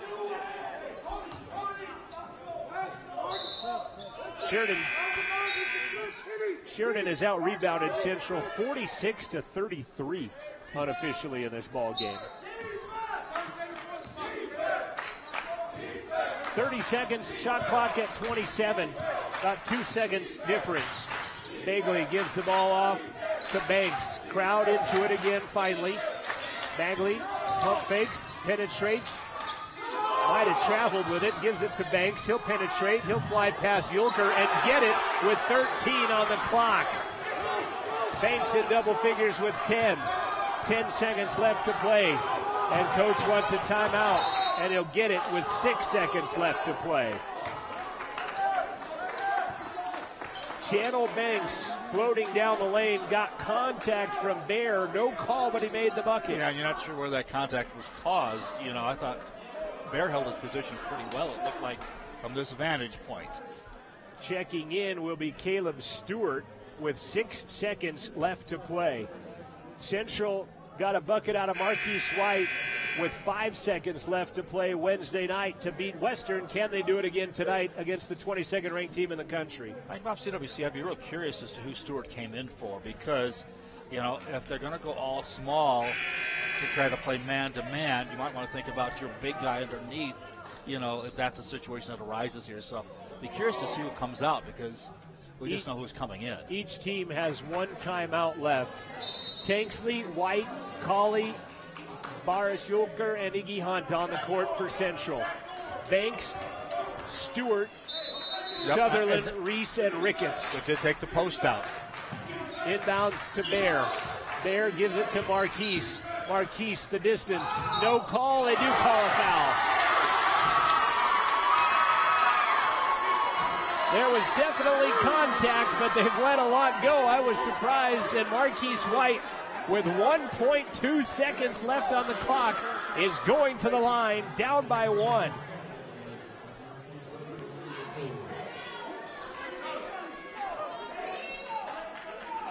.2 seconds left. And Marquise to the line. He'll shoot 2.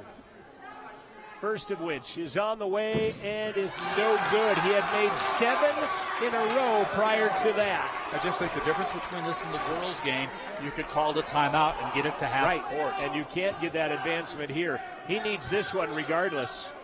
Marquise free throw is no good, and that'll do it.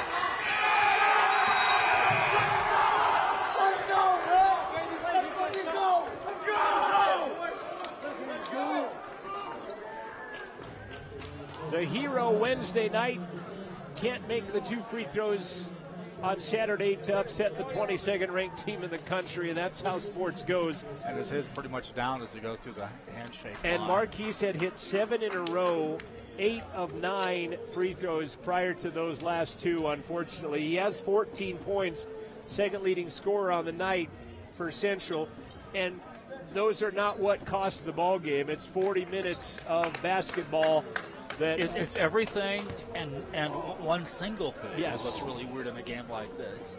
Devon Colley and Channel Banks hugging in front of the Central bench as this one comes to an end. And unfortunately for Central, it goes 2 wins for the visitors today. Yep. And also you think about CWC, they've lost 2 games at home in Region 9, and that's a tough thing to overcome. Free throws with 1.2 seconds remaining do not go down. And Central falls 74-73. Sheridan will bounce into sole possession of second place at 6-2 in the region. Central will fall into a tie with Casper at 5-3 for third place in the conference now. 74-73, Sheridan the victors. Stay with us. Your Click It or Ticket postgame show will be coming up after this. Sheridan wins by 1. You've been watching Rustler Basketball on Rustler Media. Who likes the movies? Sponsorship of Rustler Radio comes in part from the Barry Cinemas, the Acme, the Gem, and the Grand movie theaters in Riverton and in Lander. This week's movies are at the